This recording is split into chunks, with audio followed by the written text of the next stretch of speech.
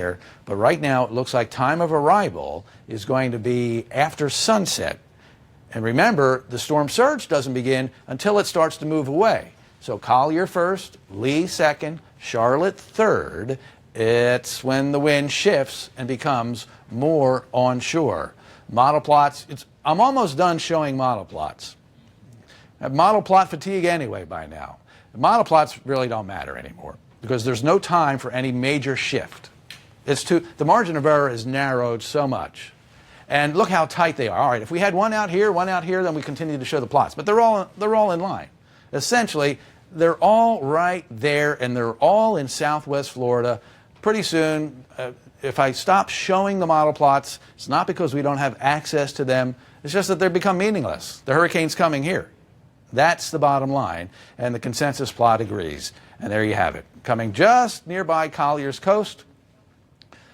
It could be a landfall in Lee County or Collier or Charlotte, but here it comes. It's definitely headed for southwest Florida. Now, some of you have asked, well, what's the chance that this trend toward the west continues and it moves even farther west when it parallels the coast and moves offshore? That's not impossible, but we're running out of time. There aren't many hours left for that kind of a course correction to take place.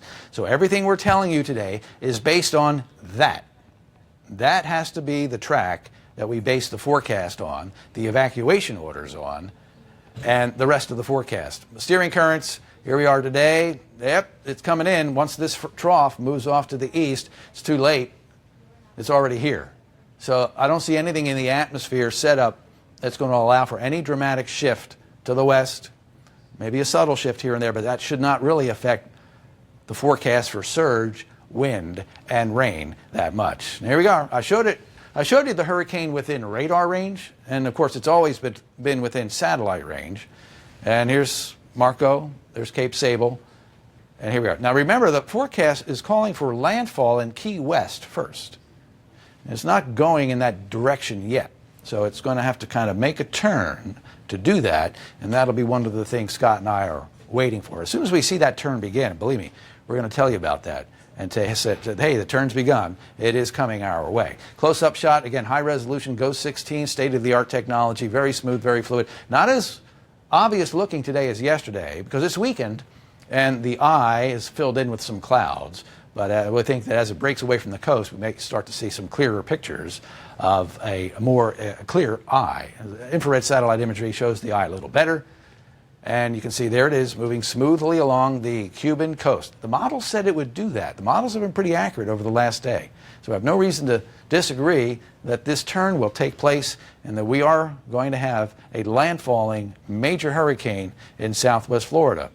Now, this is going to be a day we're never going to forget. Tomorrow and Monday are going to be significant weather days in southwest Florida. But I want you to remain calm. We're going to be okay. Nobody should die. Nobody should get hurt. The people that were at risk the most were told to evacuate. And if they left, they're not going to have issues with rising salt water because they won't be there when it happens. If you have not been told to evacuate and you are in a reasonably strong house with shutters, you'll survive the event.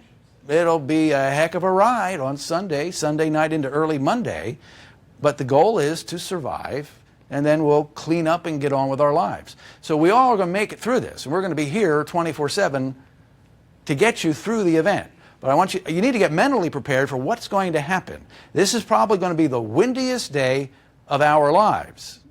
And it's going to be scary when it gets windy, but it will be a day's worth of super strong wind, rising water, and then maybe a day and a half of storm surge flooding, followed by improvement day by day. I expect, and this is my opinion only at this point, I expect a lot of debris in every county. I mean, it doesn't take much to prune a palm tree or a weak branch. All of that stuff, this is going to be a very natural pruning event. There's going to be a lot of that all over the place. And any loose object can get picked up by a 125-mile-an-hour wind gust. So stuff's going to get rearranged in southwest Florida. When the sun comes up Monday morning, we're going to look out and we're going to go, oh my goodness, look at all that. But we're going to be okay. We'll make it through. The other thing I expect, and right now this is my opinion only, is that this has the potential for widespread power outages. When Charlie came through, like a buzzsaw through Northwest Lee and Charlotte, I was in Northwest Cape Coral. I lost power for about 7, 8 days. I didn't have a lot of wind. I mean, briefly we did. But this is an event that's going to affect everybody. So if a lot more of Southwest Florida loses power, it takes a lot of manpower to restore the power. So it's going to take a while. So be prepared for an extended period of no electricity, no air conditioning. And we'll give you a few tips to kind of survive some of that. I think I've got some helpful tips on that, and we'll get to that a little bit later on. But that's the setup right now. Everybody take a deep breath. It's going to be a rough ride. We're going to be okay. Do as you're told. Get out of the way of the water and prepare for a very windy day in your cave with your shutters up. Now let's get to Scott Zediker. He's got some other points to consider. Thank you, Jim. Yeah, I'm going to show you what we're expecting wind-wise and rain-wise coming up. But I do want to share with you the newest information on Hurricane Irma. That's the 2 o'clock advisory just in. And I'm not noticing really any change in this. It's still moving to the west at 9 miles an hour. The wind is holding at 125 miles an hour, still interacting with Cuba. That's why it's keeping its central speed a little lower than it was yesterday at this time. And the pressure is at 941 millibars. Remember, the forecast cone is not updated in these intermediates. So this is the 2 o'clock advisory. There is no revision to the cone, the 5-day forecast cone. So it is still present there. And as it makes that turn, and that's something Jim had talked about, we're going to let you know when that turn starts happening. Right now, it's still kind of moving to the west on that northern shore of Cuba. And then once it makes that turn, that's when we're going to have a very good idea of where Irma is going to be heading. It looks like early Sunday morning, at least making landfall. So we'll give you that perspective and idea as it makes that turn. So there is the, not the updated forecast cone, but the forecast cone that we've been working with since the 11 o'clock advisory. So no change there. I want to talk about Doppler radar right now. It is pretty quiet from the Clusachy northward. You can see a few of the outer bands already working their way in across the state, moving rather quickly from the east to the west. We had a few tornado warnings in Collier County, Doppler indicated, and that's what we're going to be dealing with as we work our way later this afternoon and into the evening, especially an overnight period as Irma gets a little closer to us and as these bands really start setting up. We will see isolated tornadoes. So if you have your smartphone, you have your apps on there, especially the Wink weather app, that will warn you. Your weather radios will be going off constantly today if you have a weather radio, because these warnings will be popping. A lot of them are Doppler indicated because there's not going to be any spotters out to see those, especially overnight. But we'll pass that information on as we get those warnings. And as I mentioned, most of them are Doppler indicated, but a few of those can touch down and cause some sporadic damage across the area as these bands continue to move in. So right now we're going to keep increasing the clouds, and those rain chances will start going up, and the wind is going to start increasing as well. There's live Doppler radar a little further to the south. Marco Island dry, Everglades City seeing some of the rain. There's some thunderstorm activity. All this rain, as I mentioned, will be moving in from the east, pushing off to the west. That's what we're going to be dealing with as we work our way later through this afternoon and into the evening. There is Irma. We are seeing the center circulation now on our land-based radars out of Miami and Key West. And now we'll be able to really track it. We could use radar to track Irma and its position, and we could use it to see its forward speed and to see when that turn takes place. Right now, it is still moving to the west on the northern shore there of Cuba, and this is a 3-hour time lapse. You can see that rotation there, and that's what we'll be watching throughout the afternoon. Remember, yesterday we were talking about this turn was going to take place around 2, 3 o'clock in the afternoon, and that's what we're looking for. So we'll keep you posted on that. Current wind across the Keys, not too bad. 28 in Key West. We're seeing wind gusts or wind sustained in Marathon right now at 41. So everybody in the Keys, they had mandatory evacuation. So hopefully everybody is gone there because the bridges are shutting down. Once the wind gets over 40 miles an hour, the bridges will shut down. Emergency management will keep everybody in, and no one else will be allowed on the road. So they're already seeing sustained wind at 41 miles an hour in Marathon. Up the East Coast, not too bad, 24 in Fort Lauderdale. We're looking at 14 in Miami, 23 in West Palm. Over in Southwest Florida, sustained wind anywhere from 15 to 20 miles an hour. Now let's check the gust right now. These are the current gusts across the Keys. 45 is the current wind gust in Key West, 55 in Marathon. And we'll see how long these survive, because sometimes these sensors, as the hurricane moves over, they blow away and we don't get any information. But as of right now, they are working. 55 is the current wind gust in Marathon. We're seeing the low 30s. 25 in Miami is the current wind gust. We're also looking at here in Southwest Florida, wind gust right around 30 miles an hour. We've seen a wind gust a little more than 30 down in Collier County, but right now it's pretty consistent, and the wind will be consistent today. It's going to be between 20 and 30 miles an hour sustained the next couple of hours, and each and every hour after that, it's going to start ramping up as we work our way into the overnight period. All right, let's talk about the wind field, and there is the current wind field on Irma. There's us in Fort Myers. Notice tropical storm force wind already extending out toward the Keys and South Florida. Hurricane force wind extending 130 miles within the center of circulation. Tropical storm force wind, yesterday it was 300. They have increased it. It's almost 400 miles. Now it's 375 miles is the tropical storm wind field. So this is a big storm. We've been talking about it. So either way, if the track shifts a little more to the west, we are going to experience hurricane force wind here in Southwest Florida, no matter what, whether that track moves a little bit or not. So get ready for that, and Jim just talked about that. Sunday is going to be the day. All right, let's talk about the wind field. Watch what happens as I advance this. There's your timestamp. Here's 2 o'clock right now. I will advance this, and we're going to stop this early in the morning around 10:30. Here comes the hurricane force wind field, starting to touch Collier County. Now, this is if the timing's right, and right now all the models are starting to agree on the timing finally. And it looks like it's going to start in the morning and last through the afternoon and into the evening. So there's the hurricane force wind. There's the tropical storm force wind. Hurricane force wind starting to overlap just south of Naples, Marco Island, the 10,000 Islands, Everglades City, Key West, and you can see the Keys are already inundated in the hurricane force wind. That's greater than 74 miles an hour. Of course, right now we're projecting wind near the center at 125 miles an hour. So there will be stronger wind within the center of circulation there. I'll advance it. Here it comes, 3 o'clock. The hurricane force wind, as the eye works its way a little closer to Marco Island, Naples, starts moving in. It's going to move in from the south to the north. Wind will increase, southerly locations, and then work their way off to the north across Southwest Florida. Fort Myers, Lee County, get ready. 3 o'clock in the afternoon, here comes the hurricane force wind with stronger gusts, and then we're going to be dealing with that for all of Southwest Florida. I'd say from about 3 o'clock all the way to 6, 7 o'clock in the evening. So we're going to have several hours of hurricane force wind over Southwest Florida. I will advance this one more step. There's 8 o'clock. All of Southwest Florida is in this. So we're looking at now starting in Collier County around 10 in the morning. We go through the afternoon. That's 8 in the evening, folks. And we are still dealing with Hurricane Irma sitting possibly right over Southwest Florida, maybe just off the coast.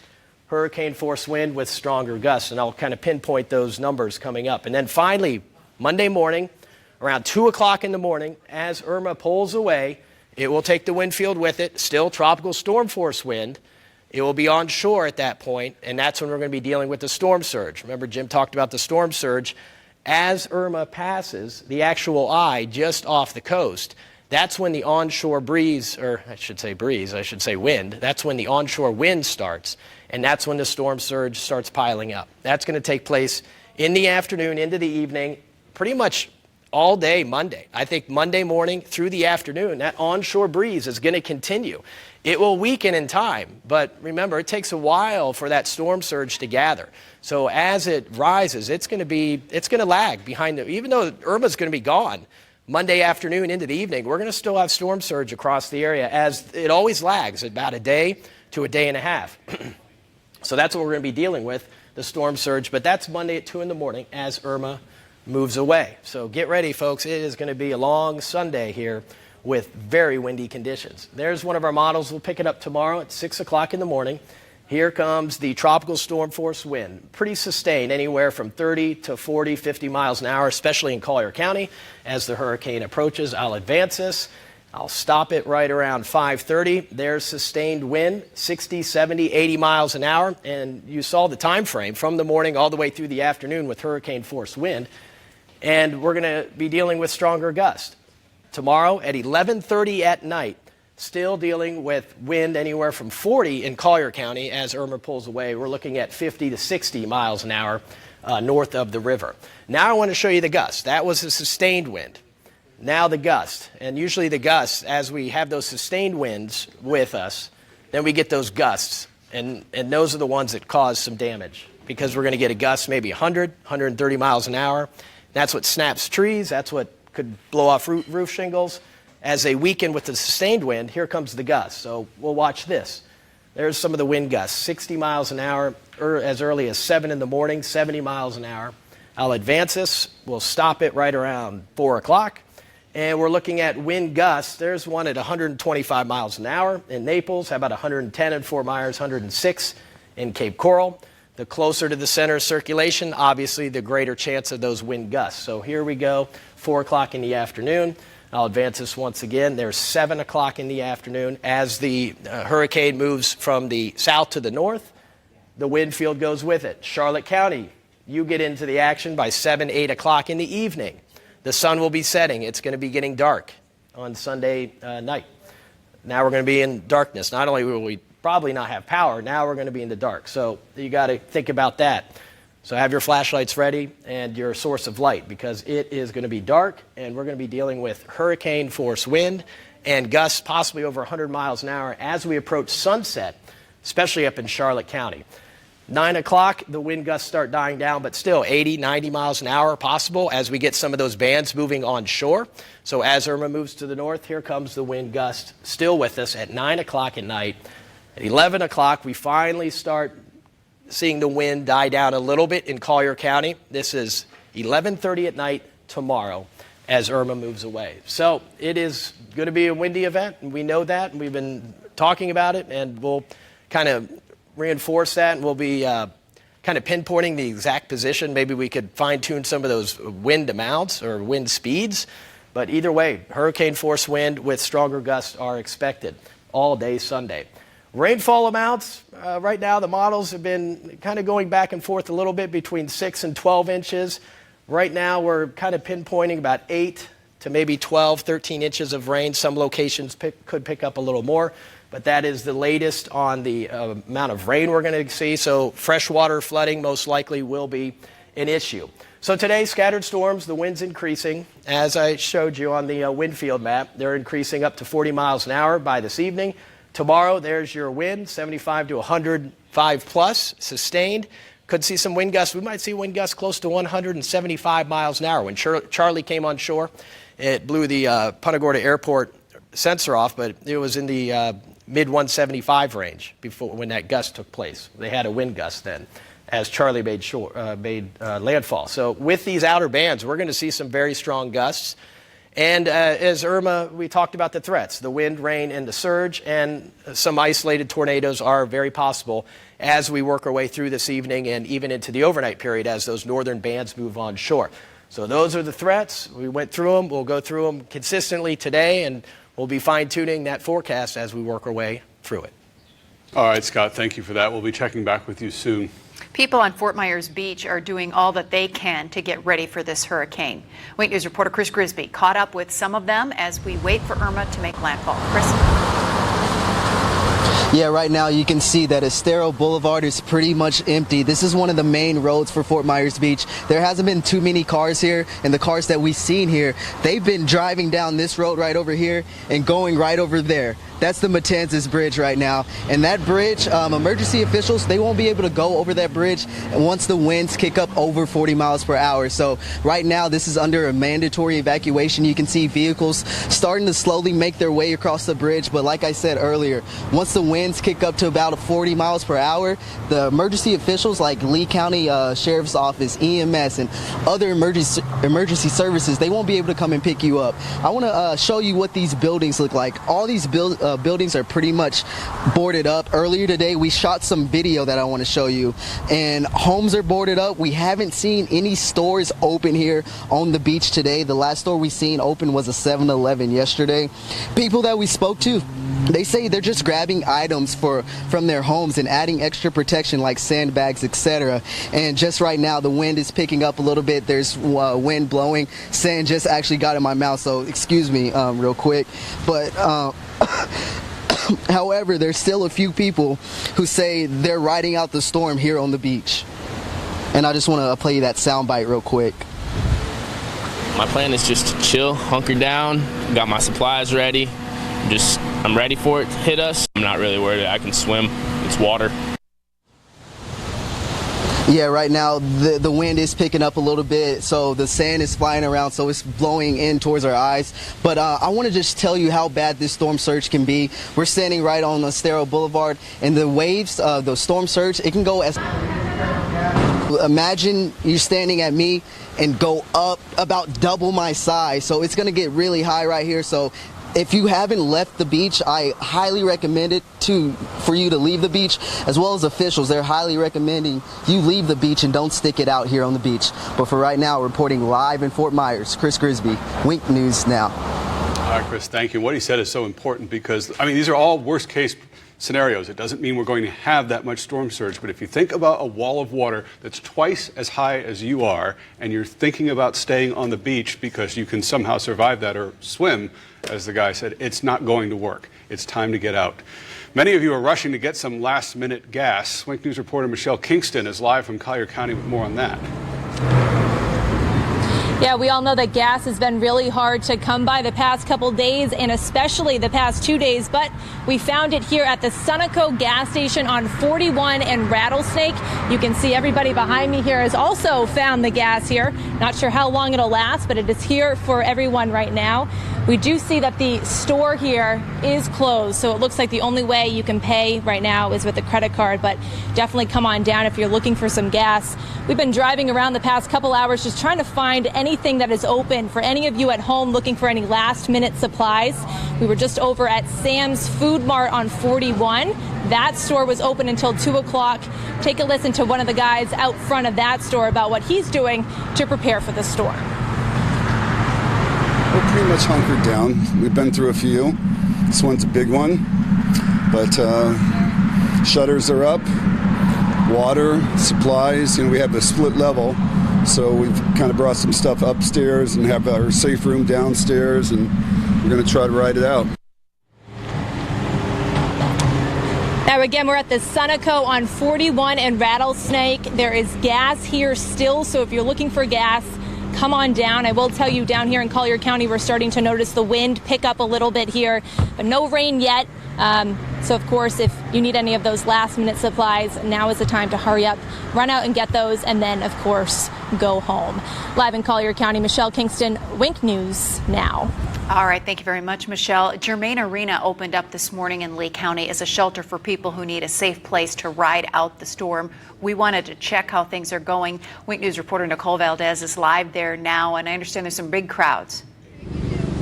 Yellow is the first thing I want to mention right now is that the wind out here is definitely picking up. People in this line behind me are feeling that as it continues to come into this area. I want to show you what that line looks like right now because there are literally thousands of people out here waiting to get inside Germain Arena to find shelter before Hurricane Irma makes landfall in this area here. We're told by Florida Highway Patrol that's actually helping register people get inside that there's just about 1,100 people already registered and inside the area. We're also seeing members of the National Guard walking around helping direct traffic out here as well. People have been waiting out here since before the doors opened this morning at 10 a.m. and a lot of them right now still waiting. I'm with one of them right now. I want to bring him in. And can you explain to me again how long you've been waiting out here? I've been here since 8:30 this morning. It's like 2 p.m., 2:30 right now. So, I've been here for 5-6 hours. I've done my fair share here.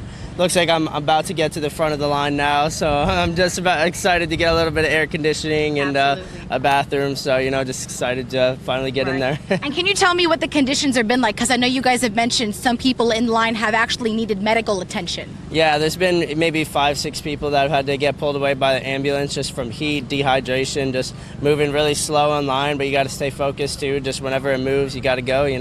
But there's been a lot of people here since 8:30 this morning, and just families, dogs, kids, babies. We're all here. So, yeah. And people clearly bringing in a lot of their stuff, bringing in pretty much anything they can carry at this point. Literally anything. Everyone's carting everything they got with them because we have no idea how many days we're going to be here. So just trying to prepare for Irma. Right. So I know you mentioned you were supposed to be spending the weekend in the Keys with your girlfriend, and now you're here in line outside a hurricane shelter. Tell me how you're feeling right now. Well, you just got to work with the best that you can as the situation comes. It's affecting everyone in the state right now. The storm's the size of the state. So, of course, I was really excited to go to the Keys this weekend. I was going to go to Key Largo, with her, have a great weekend. But, we're pushing it back. They refunded everything just fine. So, just making the most of what we can, just going to hanging out in a hurricane shelter. So. And I know safety is your number one concern. You talk to your family, her family as well. Yeah. You guys feel like you're going to be okay the minute you're inside? Yeah, I think once we're inside, this is a big, strong building. I think that this was made to be able to handle these hurricane forces. I think it should put up a nice shelter for everyone. All right, thank you so much. Again, lots of people out here, him included, one of the people that have been waiting at least 5 hours, if not more, in this very long line that's still extending not only through the front of the building here, but all throughout the side and onto the lake here in this parking lot. Also, the parking lot completely filled. There are cars parked almost all the way to Estero Parkway out there. People leaving their cars and getting in line to get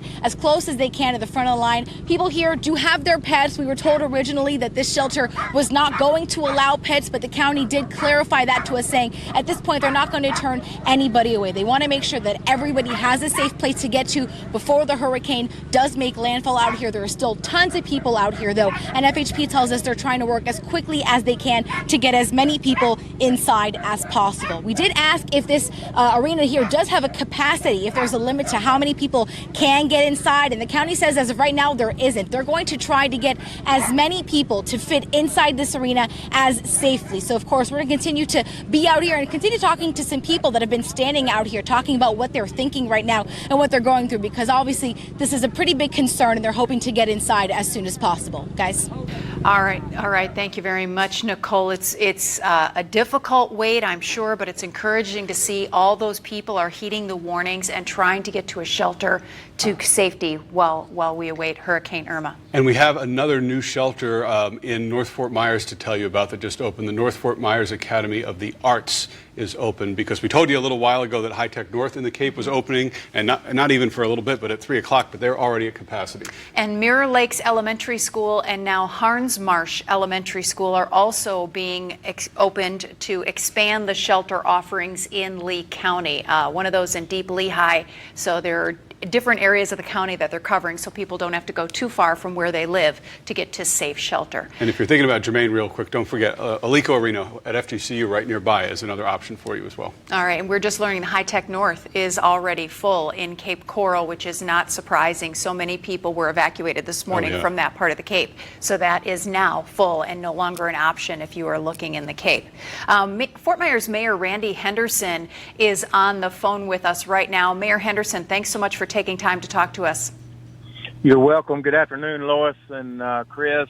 Suffice it to say that our latest preservation of life, and we are engaged and have a heightened sense of alertness. Yes, and you have a section of your city in Zone B that was evacuated today. Are you hopeful that people will be leaving that area because there's a risk of storm surge? I am witnessing the exodus as we speak. I have been through some of the neighborhoods. I visited with residences, citizens, and urged their departure. And by the way, let me hasten to say that it's not unreasonable if you have gas and capacity and the wherewithal to get in your car and go north. I think that traffic will move. And this is a time, Lois and Chris, to be decisive and to be bold. Yeah, absolutely. It's time to go because you've been told to go in those areas. This is clearly a more serious situation than it was when we talked to you last night. What else is the city doing to prepare not only for what's to come, but even perhaps looking ahead to after it passes? As we speak, we are patrolling neighborhoods with megaphones urging people to seek higher ground, seek a shelter. If they need assistance, dial 211. Be patient. The lines are being overworked right now. Be vigilant and patient. We are providing transportation. It's my understanding that that's going to stay in place till about 3 p.m. this afternoon, Lee Tran. And then we're going to need to be concerned about drivers and workers. And if you need assistance, reach out. And we are continuing our vigilance and efforts to preserve life. Mayor, it might be a nice time to talk to you about post-storm. If there is a lot of damage, I assume you would be working with law enforcement, perhaps on a curfew, or when neighborhoods might be safe for people to get back out again after the hurricane passes? Common sense will be the order of the day. You can expect curfews. You can expect assistance arriving.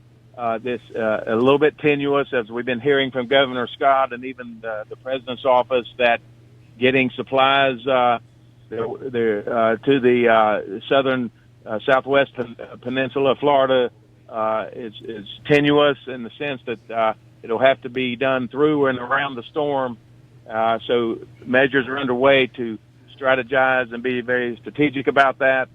Make sure that we will have provisions. I can tell you that there's a massive movement from Washington, Tallahassee, down to the local government to make sure that post-Irma efforts are initiated immediately as soon as they can be safely underway. And we will have substantial resources available.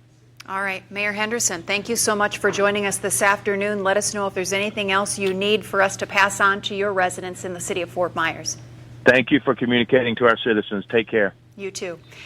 Yeah, a lot of the city, county leaders, are clearly working ahead, thinking ahead a few days as to what's going to happen. And you and I are both here in Charlie, and in the city of Fort Myers in particular, because that's where we were traveling through at night. There were curfews because trees were down, power lines were down, areas were completely unsafe. So you need to heed and wait for an okay from authorities post-hurricane. Especially if this comes through in the timing now that it looks like, and it's going to be dark kind of through the end of it. The dangers that will be out there that you won't be able to see, even to just check your yard if you're home or something like that.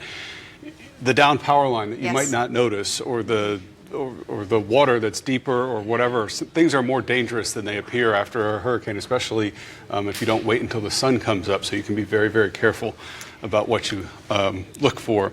That's right. Well, right now there are 2 shelters in Hendry County that are both pet-friendly that we want to let you know about. They are Country Oaks Elementary in LaBelle and Clewiston High School. Your pets must be in crates. Hendry County officials say evacuating to a shelter must be a last resort. If you can leave, they want you to leave now. And here are parts of Hendry County that are under the mandatory evacuation: Clewiston, Hookers Point, Harlem, Flag Hole, Montura Ranch Estates, and the communities located inside the Mid-County MSBU. That includes Ladecca, Pioneer Plantation. And very quickly, because there's been on social media now since we were just out at Germain Arena, someone from Collier County, one of the public information officials, had tweeted out that Germain is full. However, our reporter there checked. She said they're going to just keep putting people in there. They're going to get as many people in there. We saw those people waiting for hours and hours. So despite what is on social media right now in some places, Germain tells us that they are going to get as many people in there as they can. But clearly, a lot of folks at Germain and Alico Arenas right now. And we'll keep passing along other options for you throughout the day, too. As they open up, DeSoto County has issued mandatory evacuations. Let's say if you live in a low-lying or flood-prone area like an RV park, or if you live in mobile homes, you need to leave. DeSoto's emergency management number is on the bottom of your screen there. It is 863-993-4833. 1. And a lot of you are trying to leave your homes right now. Wink News reporter John Carlos Estrada is live in Clewiston with the latest on evacuation traffic on US 27. Lois, that's right. The wind and rain has started to pick up here. But I spoke to a woman who is leaving. She is from Southwest Florida. She's from Punta Gorda. She rode out Charlie when she was younger, and she kept saying, hunker down, hunker down. If you decided to stay, please hunker down. So I want you to take a listen to what she means by hunker down. My plan is just to chill, hunker down. Blowing. The back lanai blew off, and we were in the back bedroom and the window blew, so we went underneath the sink. My mom held a mattress up against us 3 kids, and my dad he did have wood holding up against the window. So I just wanted you to take a listen. It sounds pretty scary, but that's what her family did when Hurricane Charlie came through here. Now they are going to the East Coast, but for those that decided to stay, what you do is you basically protect yourself, shield yourself from windows and from anything that can come through your home or through your apartment. Live here in Clewiston, John Carlos Estrada, Wink News Now. All right, thank you very much, John Carlos. You're watching Wink News, the Weather Authority. We're going to take a quick break. We'll be right back.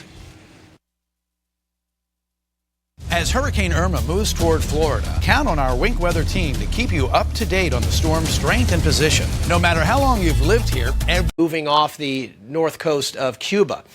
As of 5 o'clock now, moving to the west-northwest, and the forward speed is continuing to stay right around just under 10 miles an hour.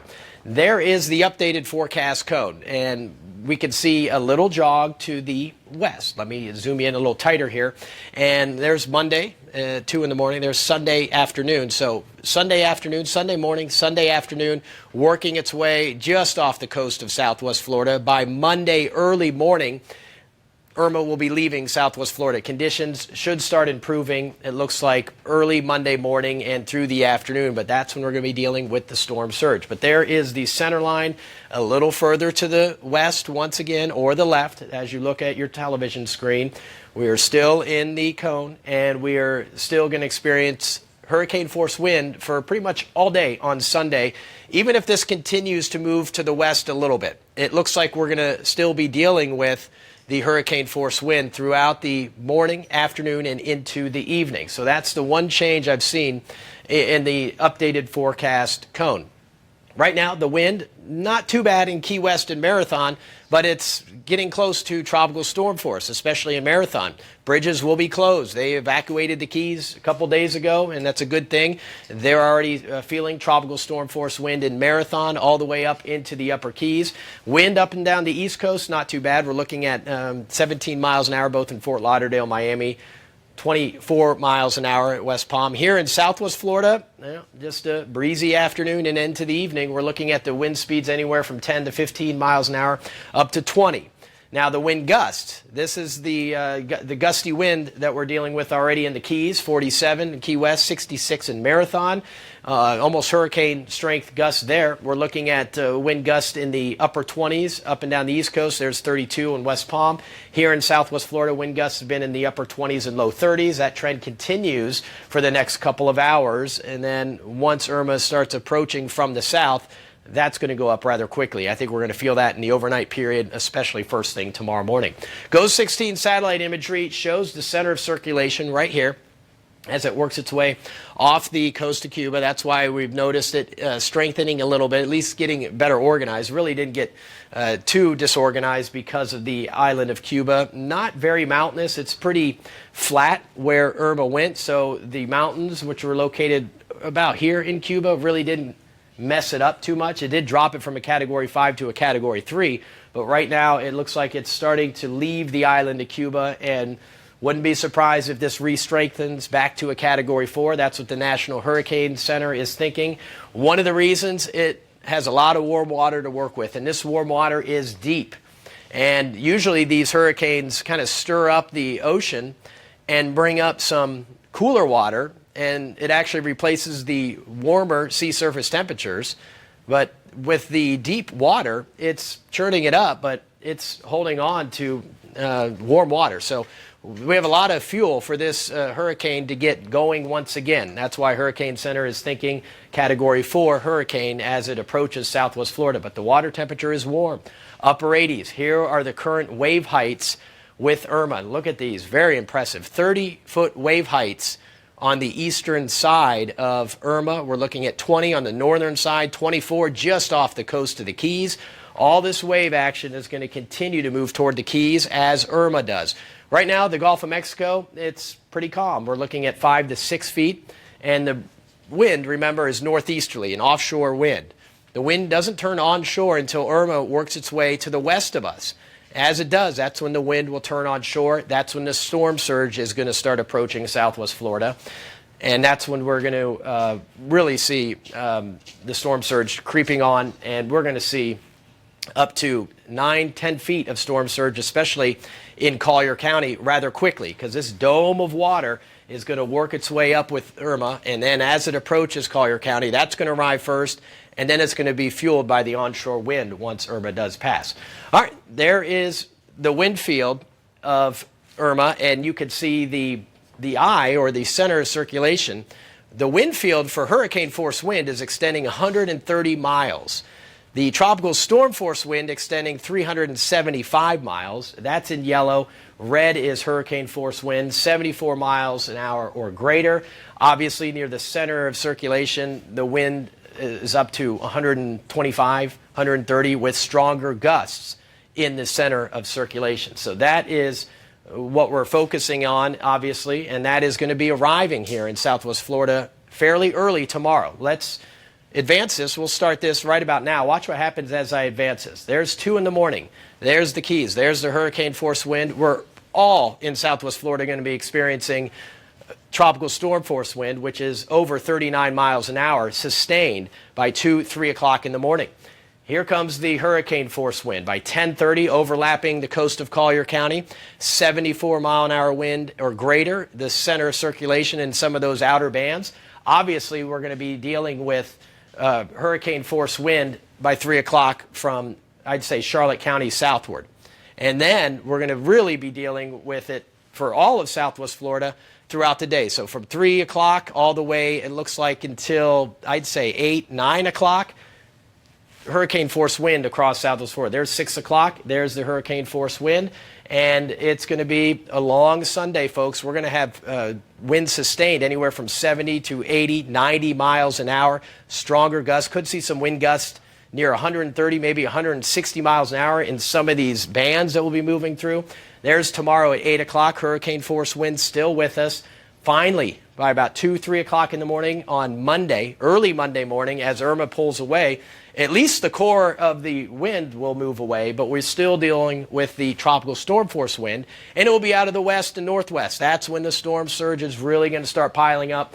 That's when we're going to see the worst of storm surge. I think it's going to happen late Sunday and then into Monday, even into Tuesday possibly. This is going to be a 2-3 day storm surge event because the wind will stay onshore, and that's going to keep the rise of Gulf overlapping our beach locations and pulling inland.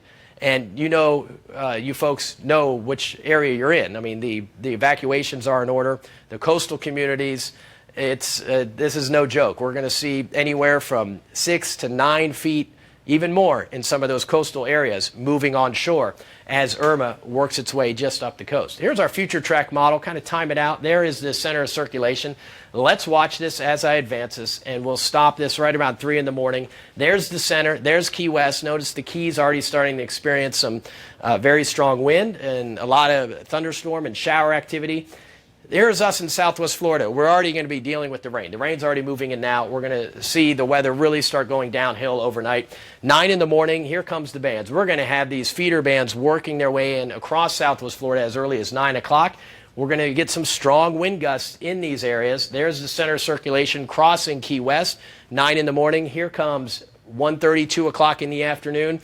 That's, I think, when the worst of the weather does arrive here in southwest Florida. From Naples, moving up through Lee County, eventually up into Port Charlotte, and Charlotte County, DeSoto County, inland communities, everyone's going to experience the wind. There is the model showing us the pretty tall cloud tops, thunderstorm activity.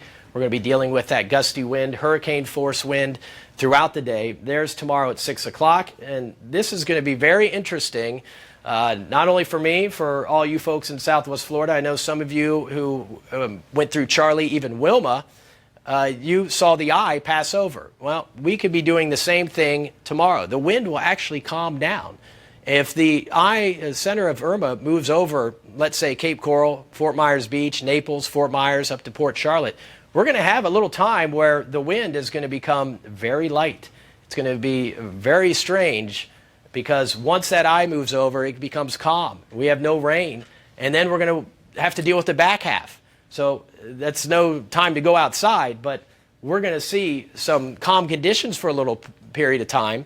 And then it's going to move in, and then we're going to be dealing with the bottom half of Irma as that moves through. And that's about 11 o'clock or so.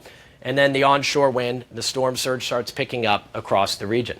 All right, there's the wind, and let's kind of go through the wind. And you can see that we're going to be dealing with hurricane force wind pretty much throughout the afternoon into the evening. There's 5:30. You can see the wind anywhere from 60, 70, 80 miles an hour, and it's going to last through the day. There's 11 o'clock, still dealing with at least tropical storm force wind in Collier County, hurricane force wind north as the hurricane pulls to the north. There's the wind gust. Now, this is the scary part of the hurricane is the wind gusts. We're going to see wind gusts as high as 100 to maybe even 160 miles an hour in some of the outer bands. Right now, the modeling is showing you some wind gusts up to 125 miles an hour in Naples. This is right around 4 o'clock or so, and then through the afternoon and into the evening as the hurricane moves to the north. There you go, Charlotte County, DeSoto, even Highlands County. Gusts over 100 miles an hour. And then as we work our way through about 9 o'clock, as Irma starts leaving, the wind will start relaxing, but it's still going to be strong. 80, 90 miles an hour wind gusts are possible. There's 11:30. Notice the wind starting to diminish down in Collier County, but it's an onshore wind. Rain, we're going to see rain anywhere from 6, 8 inches up to 13, 14 inches of rain. This particular model is showing us 8, 9, 10 inches of rain, and that's being kind of conservative. I think we will see a pretty big rain event as Irma pushes through. Not only the wind, up to 175 mile an hour wind gusts, sustained 75 to 100.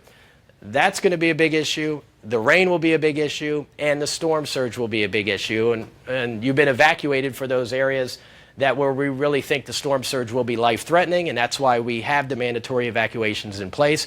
We could see 1 foot to 9 feet of storm surge along the coastal communities as far inland as several miles. So that is something that we are very serious about with these evacuations. That's why the emergency managers told you folks to leave, and you should heed their warning because that storm surge is going to be massive across Southwest Florida.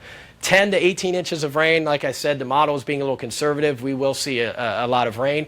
And when the rain comes down, it has nowhere to go because the storm surge will be moving through. So we will see some freshwater flooding. We discussed the wind. I showed you the wind. We are dealing with some rain right now that's already moving into Southwest Florida. So Brooke Silverang is here to show us some of the current watches and warnings and also get you up to date on where it's raining across Southwest Florida. All right, well, thank you, Scott. And yes, we are still under that hurricane warning. When we're under a warning, that means conditions are very favorable happening. That is what's going on right now. So that is up until 12 p.m. on Tuesday. But again, we can still feel the effects of what Scott mentioned of that onshore water coming up still from the storm surge as late as Tuesday afternoon, early morning. But as for watches, we're under a tornado watch, and that is for pretty much all of Southwest Florida. And that is because we have favorable conditions to see these things spin up. And we've already had a few warnings issued earlier today, and we can't expect to see a lot more of those as we go throughout this hurricane event. So again, keep this in mind. On top of the strong winds, tornadoes cannot be rolled out either, and also with the flooding. So as you look on our Doppler radar, we have rain coming in, rain bands, and they are heavy at times. You can see that working its way from the west eastward. These are all associated with, of course, Irma that is grazing Cuba right now. You can see its westerly track still, rotation there, producing some lightning, as you can see around the bands. But as we get a closer look over in Florida, once again, you can see lightning strikes coming our way. So these will be coming our way as we go throughout the next 45 minutes or so. So we'll see that bulk of that moisture really just work its way in. Already looking at a couple of lightning strikes, about 22 lightning strikes over the past 15 minutes. So this is going to be a very big storm coming in now. So again, if you have anything lying around outside that you still want to put inside, try to do that before this storm works its way and across over you. So you can see we have spotty showers and storms across the area. So Immokalee, you guys are sitting at some of that moderate rainfall. Naples about to see some of that rain come through over you as well. Marco Island about to get poured on, and Bonita Springs. Some of these showers are not too far away. So again, like I mentioned, the moisture working its way from west to east. These are all feeder bands associated with Hurricane Irma. So very strong storms right along here along 75. Now it's not the time to travel along that road because you are going to be encountering, again, very strong storms, possibly some very gusty winds, and we can't rule out seeing some of that rotation either with some of these storms. So let's get a closer look over in Everglades City. We do have a few areas of Doppler indicated rotation right along here and also there, so possibly we could see some more tornado warnings being issued. There was one that just expired a couple minutes ago, and then another one not looking too far behind there either. So again, we are going to be monitoring this area. This is, again, south of 41. You can see that heavy rainfall there sitting on north of that. So of course we're going to continue your Irma coverage. We'll have some more coming up soon. All right, thank you very much, Brooke. Right now, evacuation zones A and B are under a mandatory evacuation in Lee County. This is the new expanded mandatory evacuation zone for Lee. Evacuation zone B south of the Caloosahatchee in Fort Myers, zone B south of Pine Island Road in Cape Coral. Mandatory evacuations of evacuation zone A and portions of the Imperial River Basin between East Terry, Bonita Beach Road, and I-75 were already in place. And this also includes all of our barrier islands in Lee County: Boca Grande, Gasparilla, Sanibel, Fort Myers Beach, San Carlos, and Bonita Beach. Cape Coral west of Burnt Store Road and south of Cape Coral Parkway, east of Del Prado Boulevard to Vizcaya, as well as portions of North Fort Myers in this zone. Bayshore Road from Moody Road to State Road 31 and areas south of North River Road from State Road 31 to Fictor's Creek. Areas of Iona south of Maple Drive, that's west of US 41, San Carlos Park west of 41, Estero west of 41 north of the Estero River, Bonita Springs communities along Estero Bay and the Imperial River Basin. And if you live in mobile homes or manufactured homes throughout any portion of Lee County, you need to leave as well. We are only showing you shelters that are still open right now, so if you still need a shelter, here are your options. Germain Arena, Mirror Lakes Elementary School in Lehigh Acres, North Fort Myers Academy for the Arts, and Veterans Park Recreation Center. And right now, let's take you out live to Germain Arena and check in with Wink News reporter Nicole Valdez. Nicole? Yeah, man, I was talking to a couple people who were out in this line earlier today, a line that stretched completely around the front of the building to the side, all the way into the deep ends of the parking lot where you can see I-75. You can see no people as far out at this hour, but there are a couple stragglers walking in and out. Once they have a wristband that they have been inside and registered, they are allowed to come in and out as they need to. Of course, people are going to want to try to stay inside as much as possible once that storm really does hit this area. But a couple people were talking about what it looks like inside, and they definitely told me it's packed in there. There is not a lot of room because for every person that comes in, they have a lot of belongings. Most of them have pets here as well. So again, a lot of people, they're trying to find whatever room they can to get themselves comfortable inside the shelter. Thousands of people inside there right now. We spoke to one woman from St. James City earlier on today, and she was telling me this is the first time in 40 years she has evacuated her home. But listening to not only our meteorologists, but what everyone else is talking about with the dangers of this storm, they did not want to risk staying in their home this time around for Irma. She talked about one thing she actually had written on her arm that she showed me. She had her daughter's cell phone number written on her arm. She's saying, when cell phone service goes out, I want to be able to call my daughter at some point, let her know where I'm at. Her daughter in a different state right now. But she also mentioned that, talking to her family, they were very concerned if she was going to stay home, what was going to happen. They told her, they suggested her to write her name, her date of birth, and even her next of kin on her arm, just in case something happened to her. Just the extent of what people are doing out here and how seriously they are taking this storm. One of the many stories we are hearing from people who are now inside Germain Arena at this shelter. Guys? Yeah, heard similar stories like that in other major hurricanes. It's an eye-opening thing, for sure. It is. It is. It's very sobering to hear her say that. Downtown area going through this with the water all around, or are we in as good a shape as we can be? I believe we are indeed in as good a shape as we can be. We can replace our downtowns. We have spent 15, 16 years doing it. I hope we don't have to redo it. I'm certain there'll need to be some repairs at the very least, but we cannot replace a life, Chris, and we've heard Governor Scott and our other leaders say that over and over again. Preservation of life is our key focus. And Mayor Henderson, has there been any talk at this point about putting curfews in place for the duration of the storm and the aftermath of it? Yes, I just left the command center. The Lee County Command Center was engaged with Roger DeJarlais, John Manning, and Elizabeth Benaquisto on that very subject. We fully expect Mike Scott and Chief Derek Diggs to come forward in the very near future, hours perhaps, with an announcement of executing their plan for curfew. It is something that needs to be done and done sooner than later. And you've got to already be thinking as you go through all this, getting ready about beginning the repairs and beginning the restoration afterwards. What kind of steps have you put into place so that when the time is right, that can start right away? We have worked with the county and our vendors, major substantial vendors to include energy companies, petroleum companies. They are staged. They are nearby. When it is safe to deploy, the order will be given.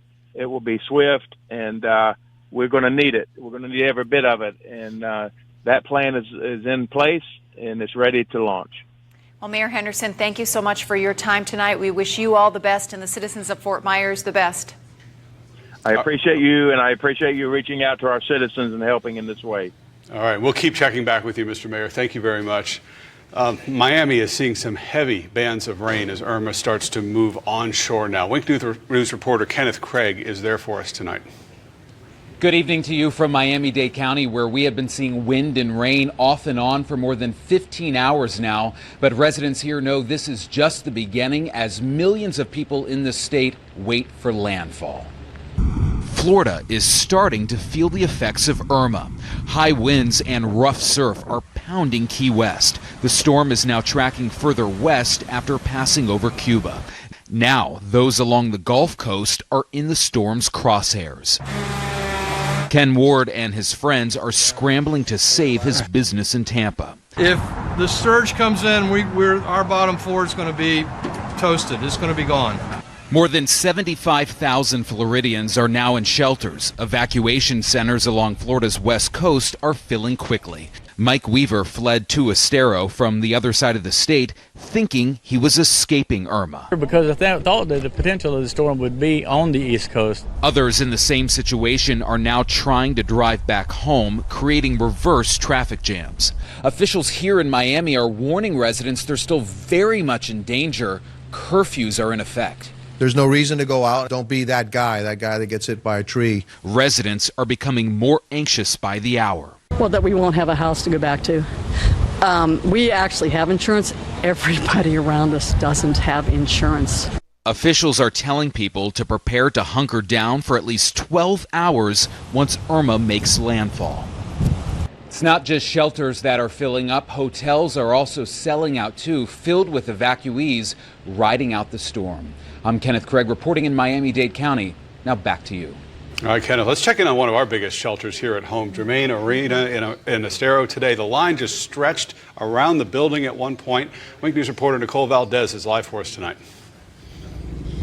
Chris, at this hour, things a lot more calm here outside Germain Arena. Of course, many of those people that were in line earlier today finally inside, and they've pretty much claimed their spot with whatever they were able to carry in their hands, whether it being pillows, blankets, a mattress, sometimes their pets here. Of course, everyone wanted to make sure that they got inside before Irma's real effects started to come on to the Southwest Florida area here. I know most of the Lee County officials here asking people to be in a sheltered area, whether it be a shelter like this or inside your homes, or if they were evacuating to get out of this area by 11 o'clock tonight, that's exactly when we're expected to start to see some of those stronger winds. And as you can see, it did start to rain out here about an hour or so ago. Nothing too bad, but you can see a lot of those people here behind me now inside the shelter. Definitely, you know, the ones that are still walking around trying to get out a little bit, stretch their legs from how packed it is inside. We've talked to a number of people who have been in and out, describing what's inside right now as organized chaos. There is a ton of people,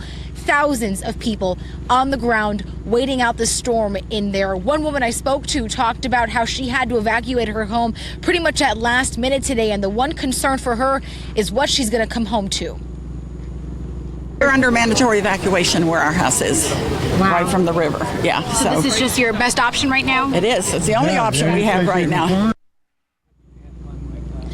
Yeah, she really hopes she has a home to come back to once she leaves the shelter. And that's the one thing that's on a lot of people's minds here tonight, that definitely are going to have, you know, a long time to spend in this shelter, riding out the conditions here. Guys.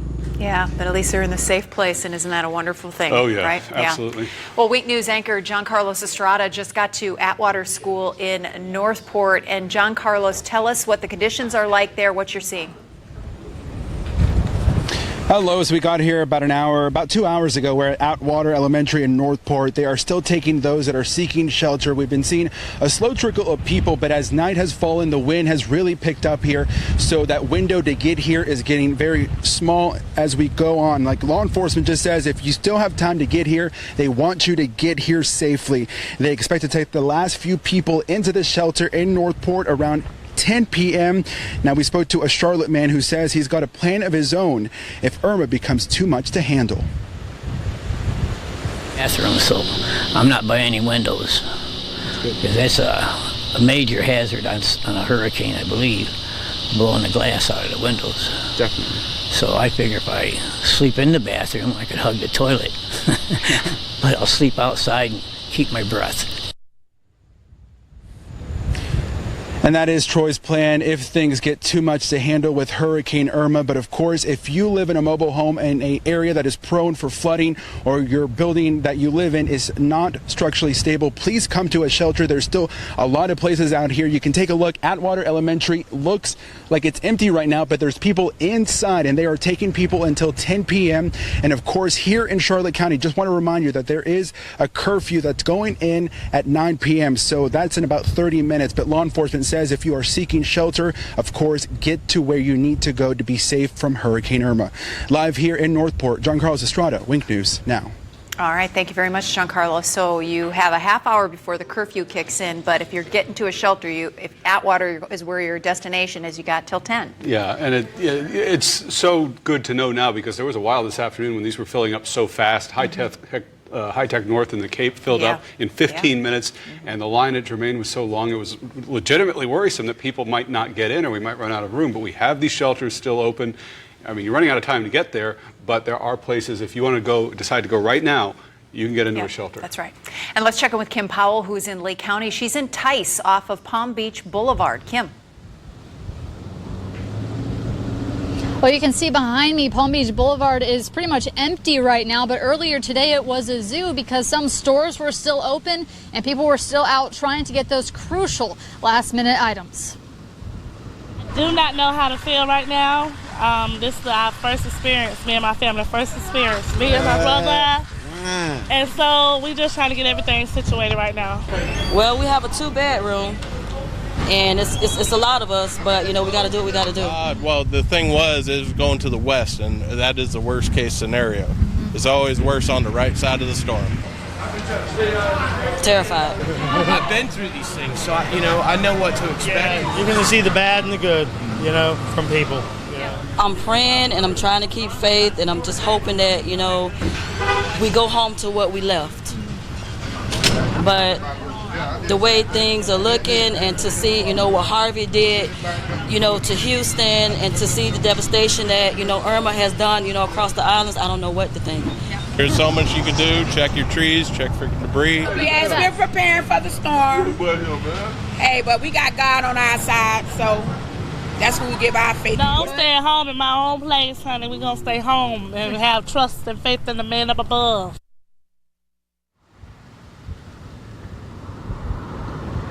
And I know we've been telling people all night, once it gets dark, you should take shelter. But I do want to mention something, that when we walked to this live shot, we saw a lot of people still had their trash bins out. They had trash bags outside. They had children's toys laying in the lawn. So if at all possible that you can get those things inside while it's still safe, that would be crucial, because those things turn into missiles once the winds get super high. So again, if you can move those things inside while it's still safe, that would be in everybody's best interest. I'll send it back to you guys. Yeah, that is something everybody can do right now, as a matter of fact. You turn on the lights and look outside. Well, if your shutters are up, you probably can't look outside, but open the door and turn on the lights and make sure there's nothing there that could fly and hurt somebody or something. All right, so with just a very little time left to get into the shelters, here they are for you. Germain Arena in Lee County, Mirror Lakes Elementary School, North Fort Myers Academy for the Arts, the Veterans Park Rec Center. Emergency officials say they are filling up fast. There's about 30,000 people in shelters already in the county. Cape Fire is encouraging people who can't get into shelters to go east and get out of the surge. Charlotte shelters are full, so they're recommending you head to Northport or Sarasota. And there are options for you there. Riverview High School, Heron Creek Middle School in Northport, Northport High School, and we just saw John Carlos at Atwater Elementary School in Northport. It's open and taking people till 10 o'clock. Woodland Middle School is also open as a general shelter, so you have plenty of options. If you're in Charlotte County, you probably have to go north a little bit. And these shelters are open in Collier County right now. First, okay, and this is just, they're telling me right in my ear, Temple Shalom is full now. So your options in Collier are just First Baptist Church of Naples, which is a no-pet shelter, or Gulf Coast. They have plenty of seats, but they don't have room for cots or mattresses or anything like that. But the auditorium is wide open, so you can go in there and sit down if you want. A new shelter just opened up in DeSoto County. The Turner Center opened as a pet-friendly shelter. DeSoto Middle School and Gymnasium, also a shelter. And South Florida State College will be a shelter for people with special needs. West Glades Elementary is now the only shelter open in Glades County. It is equipped to take people with special needs. And right now there are two shelters in Henry County. They are Country Oaks Elementary in LaBelle and Clewiston High School. They call the high school a shelter of last resort. If you bring your pet has to be in a crate. And more than 20,000 people in Cape Coral are under evacuation. Wake News reporter Brooke Schaefer is live at Tarpon Point Marina. And Brooke, tell us what the conditions are like now. Well, Lois, all day we've had these consistent winds. We've noticed some sprinkles throughout the day, but really the wind is what's been the factor here in Southwest Cape Coral. I'm going to turn on my flashlight here, and we've got our photographer has his light as well to make sure we can show you guys now that it's dark, these palm trees. You can really just see them blowing in the wind. The wind, like I said, has been the most consistent thing throughout the day, and that has been what's been getting stronger throughout the day as well, something that we've been talking about all day here on Wink News. But just a couple of weeks ago, you'll remember here in Cape Coral, we had some torrential flooding throughout the Cape. And I talked to one woman today who said that flooding has her nervous about this hurricane. Here's what she had to say. Just 2 weeks ago when we had the torrential rain here, we flooded out our other car. So I said, what can, and now this is going on. So I'm just hoping the two cars that are home don't get flooded out. And I did speak with Cape Coral Emergency Management earlier today. They said they have taken all of the precautions after that flooding, hoping that that will do the trick as Hurricane Irma starts to move through Cape Coral. But before we leave you guys here in Southwest Cape Coral, I want to show you guys over the Westin Hotel. It's very eerie right now, a hotel that would normally be booked probably for the weekend on a Saturday night. It's practically dark. That hotel was closed yesterday. They'll be closed throughout the weekend and into next week. And that's something that a lot of people here in this Southwest Cape Coral mandatory Zone A evacuations. It's practically a ghost town out here right now, guys. For now, live in Cape Coral, Brooke Schaefer, Wink News now. And we're glad to hear it. That means people have gone to a safe place. In a matter of hours now, FPL will start closing down its nuclear plant in Homestead ahead of Irma. The shutdown starts at midnight. The company says other plants will provide enough power to make up for it. As Hurricane Irma hits, your smartphone could be the only contact you have with the outside world, so it's important that your devices are charged. Andrew Kazee is in the studio now with helpful tips to keep your phones working. That's right, guys. As the hurricane inches closer, it's important to keep your phone juiced. Now, these tips could be life-saving. First off, charge every laptop in your home. If you lose power in your home, laptops can be a good source of power to charge your phone. Now, notice I said good, not great. That's because laptops themselves can die, so keep those things fully charged and turned off, or at least use them sparingly. Also, keep your phone on low power mode. That's pretty self-explanatory. You're using less of the battery life, making it last longer. Whether you have an iPhone, Android, Galaxy, whatever, the easiest way to do this is to type in low power mode into the search engine in settings. You can also use your car to charge your phone. That's only if it's safe to get to your car. If it's parked outside and there's debris flying around everywhere, don't do it. But if it is safe to get to, you can charge it in your car, even if it's out of fuel. Also, get your hands on an external charger if you don't have one. Now, this could be difficult because most stores right now that sell those are likely closed. But if you do have one, you can charge your phone. It won't be very fast, but it will at least keep that phone alive. And you can also, if you still have power, use the USB port on your TV. Most newer TVs have one. But most of all, most importantly, take advantage of the power that you do have in your house while you have it and keep your phone as charged as possible. Normally, it's not good for the phone to sit on the charger at 100%, but this is a much more desperate situation, so it's important to take advantage of the power in your home while you have it and keep that thing from dying as close at all. Guys? All right, yeah, it's a lifeline for a lot of people. It absolutely is. And the cell phone towers were reinforced after Charlie. So we're keeping our fingers crossed and hoping that cell service is something that we have for a little bit longer, at least texting maybe. And Comcast and a lot of other companies have added a lot of free Wi-Fi for the area too. So if we're lucky, we'll be able to stay in touch at least somehow through one of these things. The wind's picking up in downtown Naples. The rain is starting to come down pretty good there as well. Wink News reporter Channing Frampton is live. Yeah, we're at the Naples Grand Resort. It's in North Naples, actually, and we're starting to see some debris accumulate. We're down in the pool area. The pool area is closed. All of the pool chairs are put away. The pool lights are still on in the pool. It's a little too dark to show you right now, but look at this. This looks like it's a piece of a palm tree that got blown by the squall. It was just pouring here 2 minutes ago. It's lighting up now, but the winds, they're picking up here. They have been throughout the day. It's very dark back this street. This is on the way back to the Clam Pass Park. If you've been back here, it's very dark here at night, especially with our hotel where there are no lights on. There are very few people staying here. They've asked a lot of people to leave. We actually have one guest that keeps visiting us here. I don't see it right now.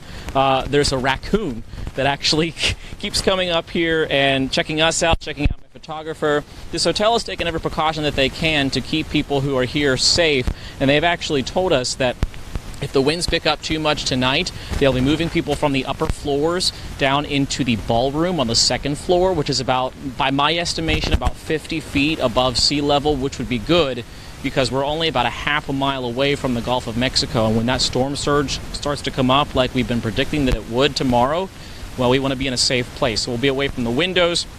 We'll be in a place where we are safe and secure as we ride out this storm and bring you these live updates. Again, a very dark night here at the Naples Grand. A lot of the streets as we were driving here, very bare. That bar that we took you to earlier, there's still a pretty big crowd there, surprisingly. With the threat of this storm and the winds and the rain picking up, you would think people would be inside taking shelter tonight, being safe.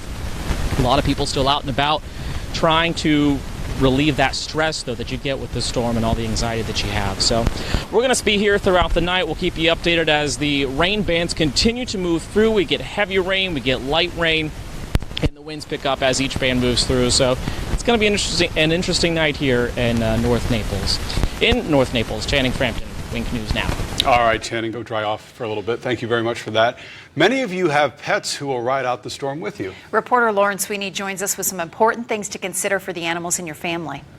Well, you really shouldn't be getting on the road at this point anymore, but I do want to mention that all the shelters in Lee County and Charlotte County will take you in with your pets if you can get to them. And there is a new pet-friendly shelter that has opened in DeSoto County. We mentioned it a couple minutes ago, but we're mentioning it again. It's at the Agra Civic Center in Arcadia.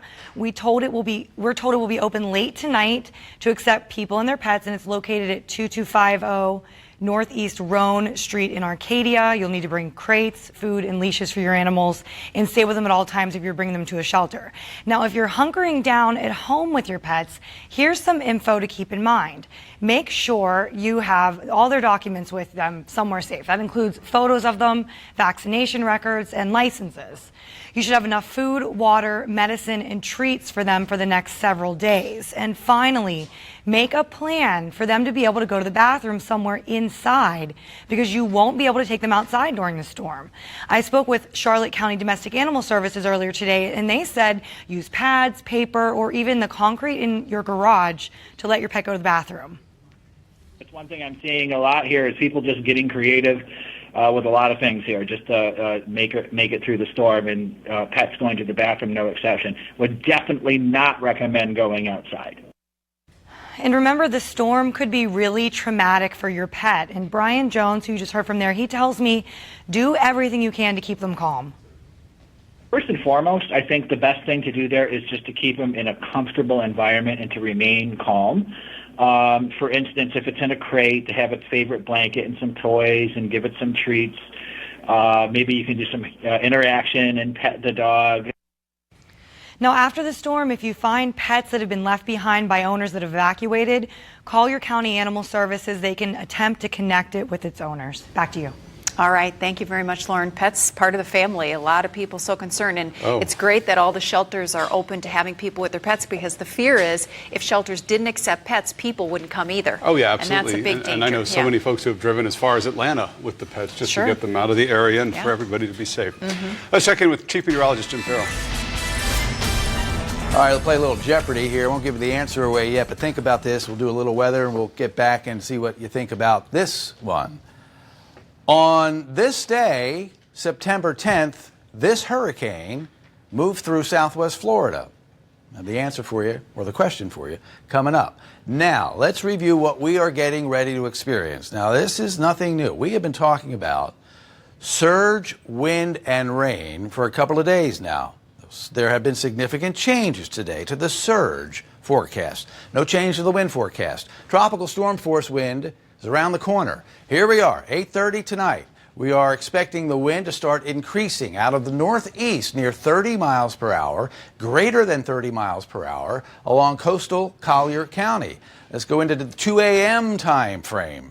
Easterly instead of northeasterly. That's an indicator that the hurricane is getting closer. Easterly at 30, 22. There's Fort Myers at 33. Tropical storm force, sustained wind in Marco Island at 2 a.m. Go out a little farther into time. Wake up time, 7 a.m. Here's your wake up weather forecast. We've got tropical storm force wind over coastal Collier County to near tropical storm force inland Collier, and tropical storm force wind in parts of Lee County early in the morning tomorrow. Let's go out a little farther in time. 1 p.m. Boy, things get windy fast. From the morning hours to the early afternoon hours, now the wind is hurricane strength at Marco and approaching hurricane strength in coastal Collier near Naples. Much windier across the rest of the area. You see the color coding here, and the wind field is moving north, and the wind is increasing first in the south, then central, then north. Here we are at 5 p.m. tomorrow, near 90 mile an hour, sustained steady wind. DeMarco, 75 Immokalee, mid to upper 70s in Lake Okeechobee region by Clewiston to Moorhaven, 80 or more in parts of Lee County tomorrow, and then by tomorrow at 11:30, we see the wind starting to back off a bit. There go the orange color bands. They're moving away. That's the stronger wind, but not until late in the day tomorrow. Wind gusts, almost as important as the sustained wind. The steady wind can be very damaging. But actually, when a hurricane hits any area, and we're going to experience this tomorrow, it's the wind gusts that truly cause the damage. Engineering research proves that if you increase the wind slowly on an object, it can usually withstand some pretty strong wind. But when the wind is increased slowly and it's accompanied by gusts of power and pressure, that's when you have failure. So the wind gusts are very important tomorrow. 6 a.m. Wind gusts not quite to hurricane force early in the morning, but they get there very quickly. 2 p.m. in the afternoon. I know this is incredible. I hope it doesn't come true, but this is the actual forecast right now for tomorrow, assuming the hurricane doesn't weaken. 127 mile per hour gusts. Immokalee, Golden Gate, Naples, Fort Myers, 125. Cape Coral, 120. Not sustained, but the gustiness will be there tomorrow, and that is what can weaken structures, knock palm fronds down, and anything else that is susceptible to strong wind. And we go out into time to 7 p.m. tomorrow.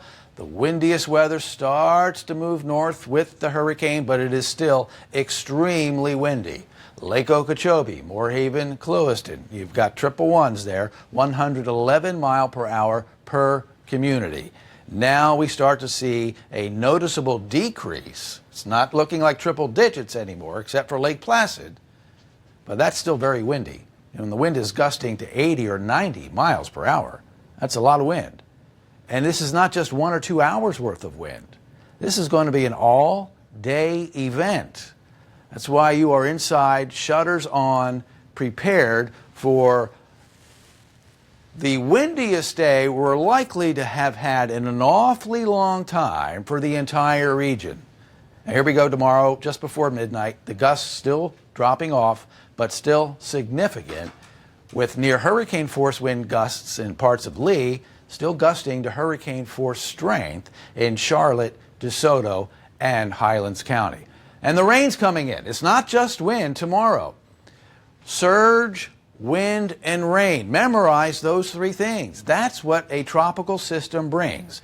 And when it's a major hurricane and it's coming right into your part of the world, you have the chance to experience all three categories of problems. Look at this rain. We don't need 5, 10, 15, 20 inches or more of rain over the next 3 days. It might happen. And that's going to cause freshwater flooding. We talked about the conflict between freshwater flooding and saltwater flooding. If there's freshwater flooding from the rain, that water, that fresh water, it wants to go out into the Gulf.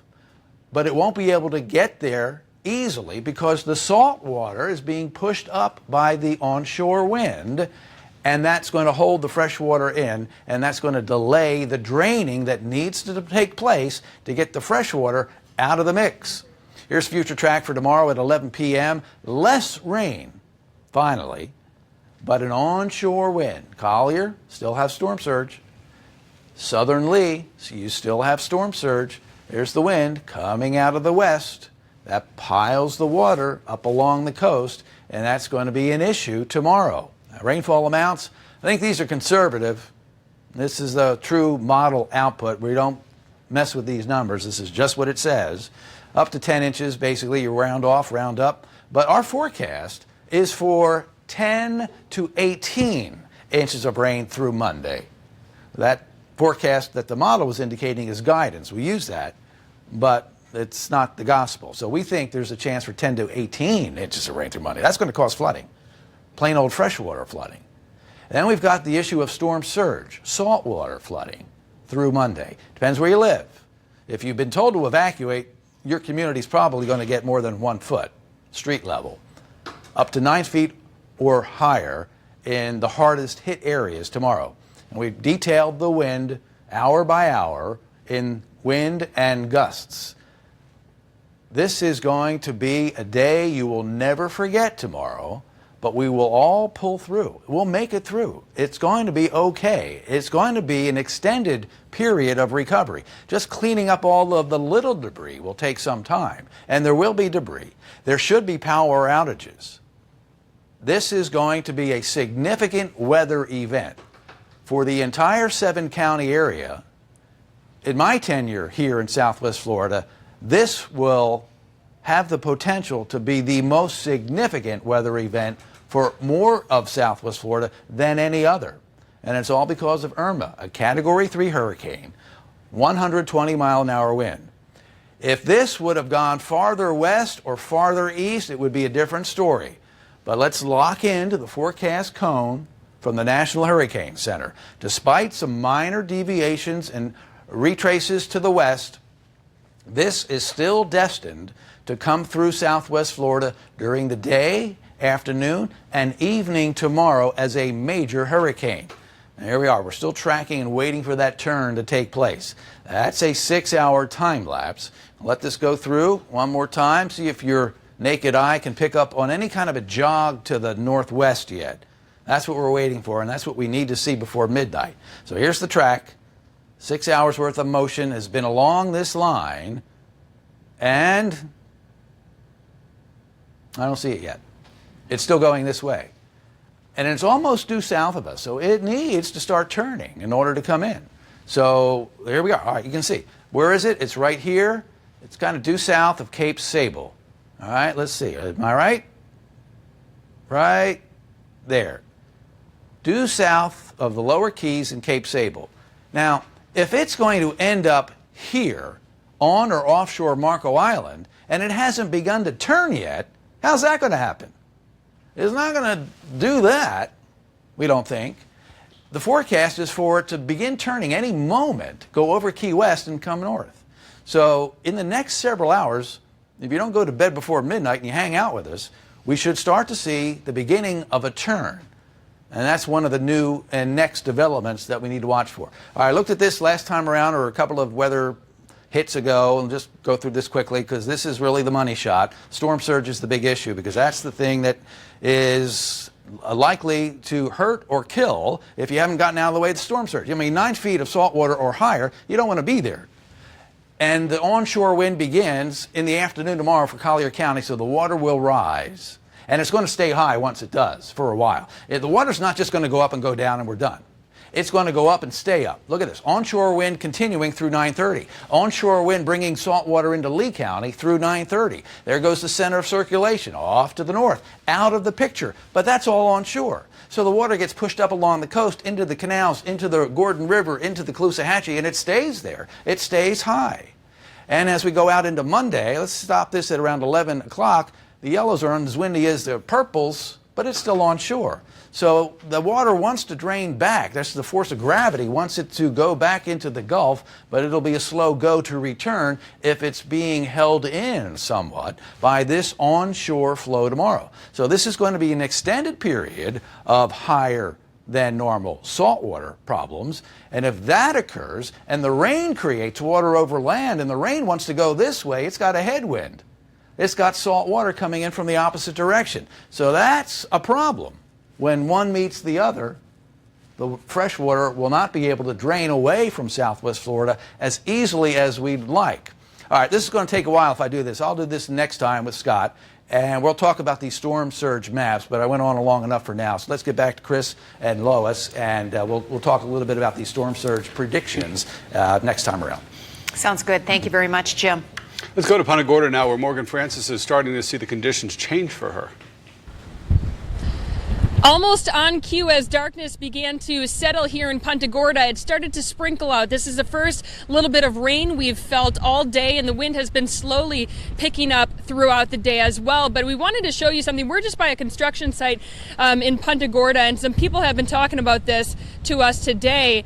The construction workers laid down the fence here and put some sandbags on top of each portion of this fence, and people who live around here, who are finding shelter around here, are pretty concerned with the way they tried to kind of clean up this property. They think it's not really enough, and that some portions of these fence are going to go flying into their windows or their apartment or their cars. There's also some, if I just point my flashlight over here, you can see pieces of wood that are not strapped down all throughout this construction site. So this is a big concern for people who live in this area. Another concern that we talked to a gentleman earlier today about is that not too far from here there's a marina, and then on the Peace River there are a number of sailboats that are just anchored out in the middle of the Peace River, and that's a big concern for him as well. Yeah, the sailboats, that's actually, when I leave here, that's my next destination. I want to see if there's anybody, if you can see if there's anybody on them or not, but that's just crazy. I wouldn't leave a boat in the water like that at all.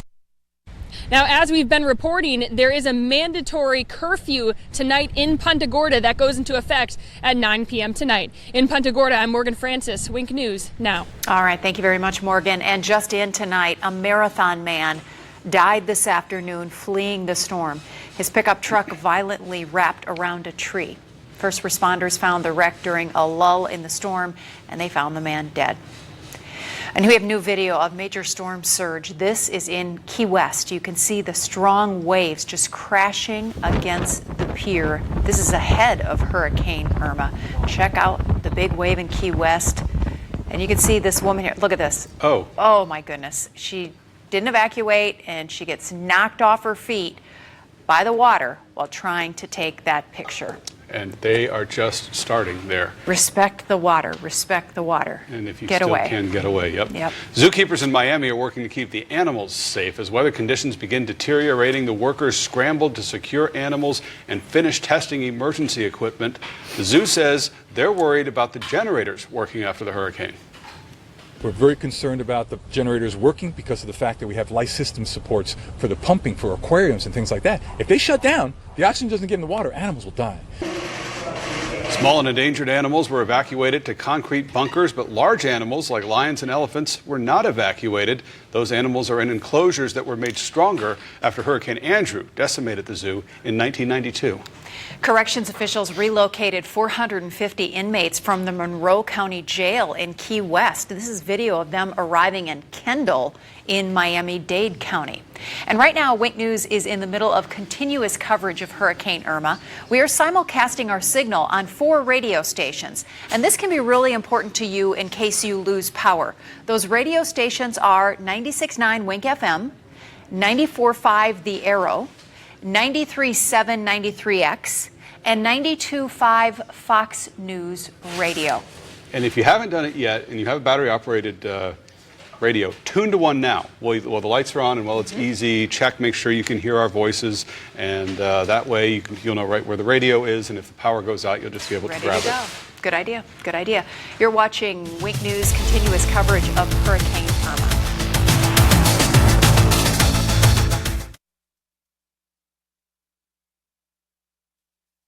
Make a significant shift farther west? And my answer was probably nothing super significant. A little bit is possible because we're running out of time, right? There's just been an incremental shift to the west. Now, when we started today, this center line was coming right in to Route 41. And it's been edging ever so slightly but consistently for about a day and a half now. And here it is now. Now, this is kind of crazy. So follow this. Hurricane Charlie. Remember Thursday night we go to bed, everybody thinks Hurricane Charlie's going to Tampa, but it ends up going to Fort Myers, Port Charlotte, Punta Gorda. We started the day thinking that Hurricane Irma is coming to Fort Myers. But with this slight adjustment to the west, it might not be a landfalling hurricane in southwest Florida. It may stay just offshore. And the hurricane that was supposed to come here, oh, we're still going to feel it. But I mean, technically, landfall location could go up to Tampa Bay. Now they're getting worried. Now we're still concerned because we're going to have a heck of a day tomorrow. We're still going to have surge. We're still going to have wind. We're still going to have rain.